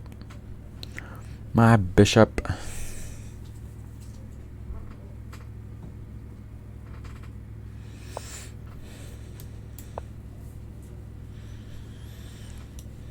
Here in castle.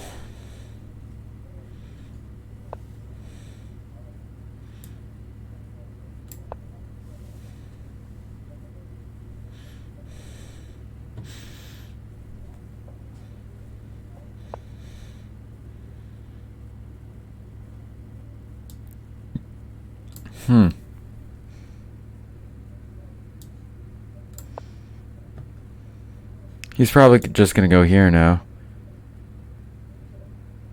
Which is gonna be so annoying. If he goes, yeah, now I'm pretty much forced to go here. Which is just so incredibly annoying, but whatever.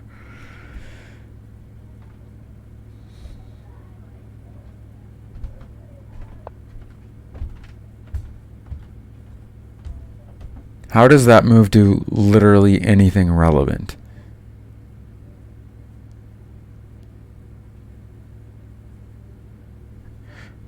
If you go here, yes, you're forking these two pieces, but my queen is right here, so what's the point of that?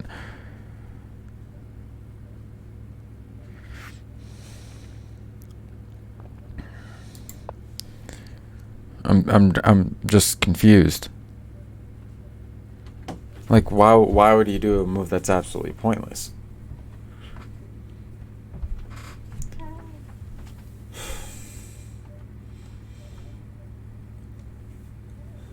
Now, no matter where you put your knight, I will be able to capture it. It doesn't matter where you put it.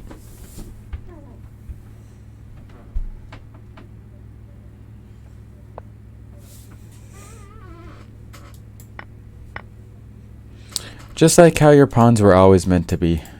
Doubled up.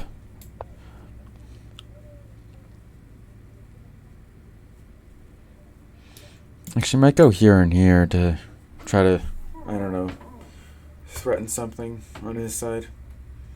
Not quite sure what, but...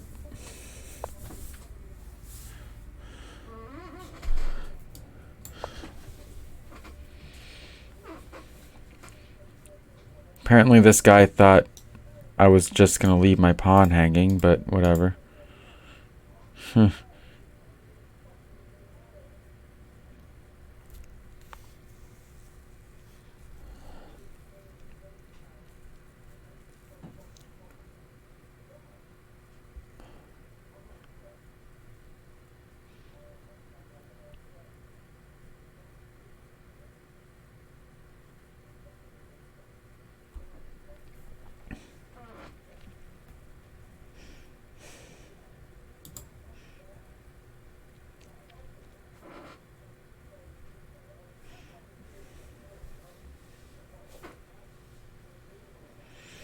Come on, dude. Come on. Let's go. Let's get the ball rolling here. I did a move that countered your idea. You should have many other ideas.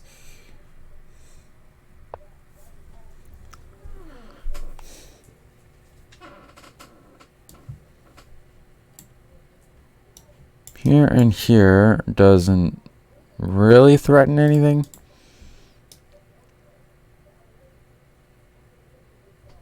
Here and here threatens to capture this, but his queen is there.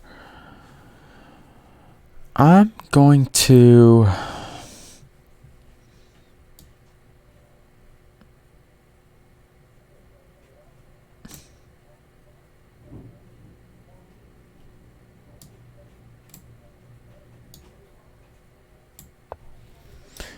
maybe try to push this pawn up a little bit. You know, it'll probably take another minute for him to make a move, but we'll see. Okay, so you want me to threaten to capture your queen. I appreciate it. If you go here again, I just capture with the pawn, so... if you go here,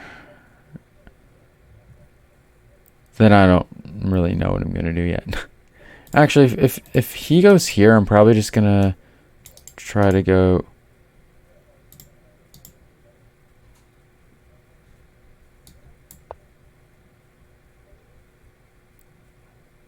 Okay. That was that definitely wasn't the move I was expecting.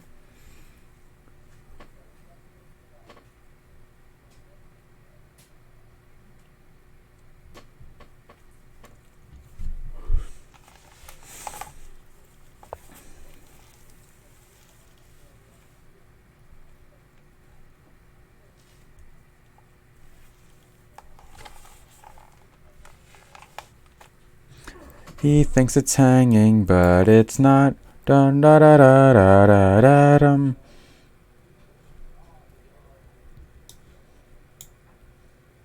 Captures, and then I'm just. Yeah, I might be down upon, but I'd rather be down. Oh, wait, no, the score would be even. Wait, what? Why did he resign?